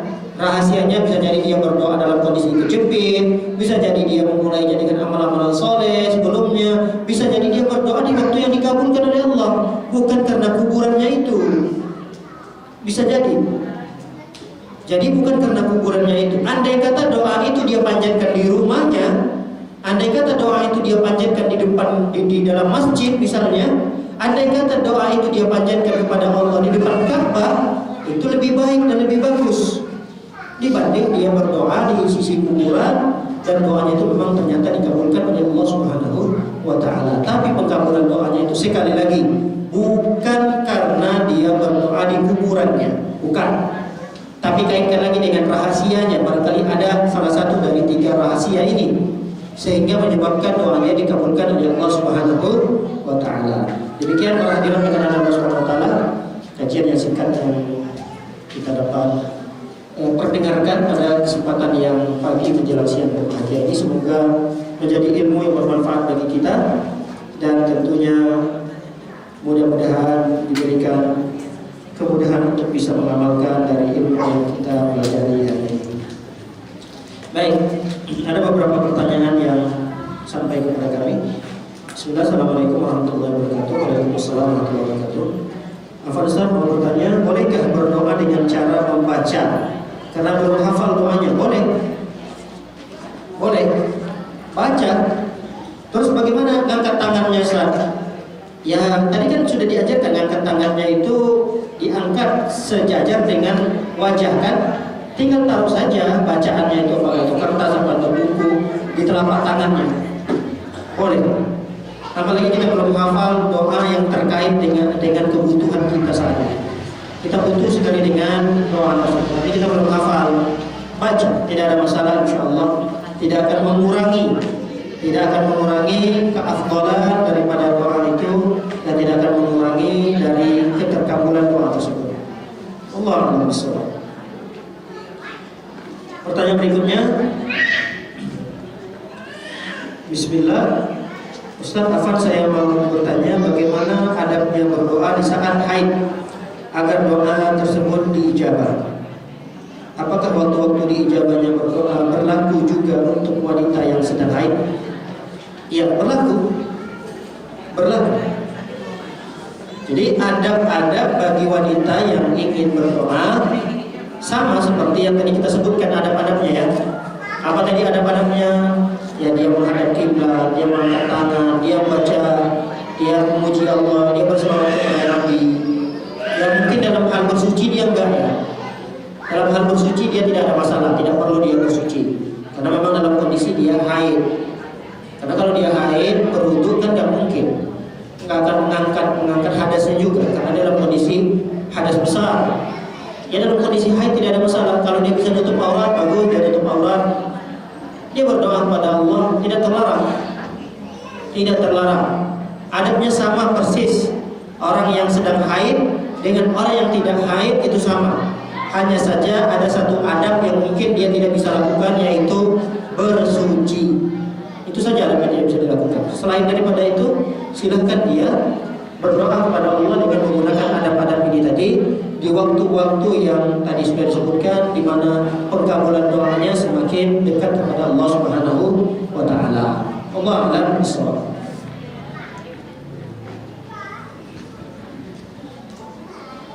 Sudah ada lagi yang ingin ditanyakan? Barangkali ada yang mau menanyakan langsung. Tanya langsung silakan.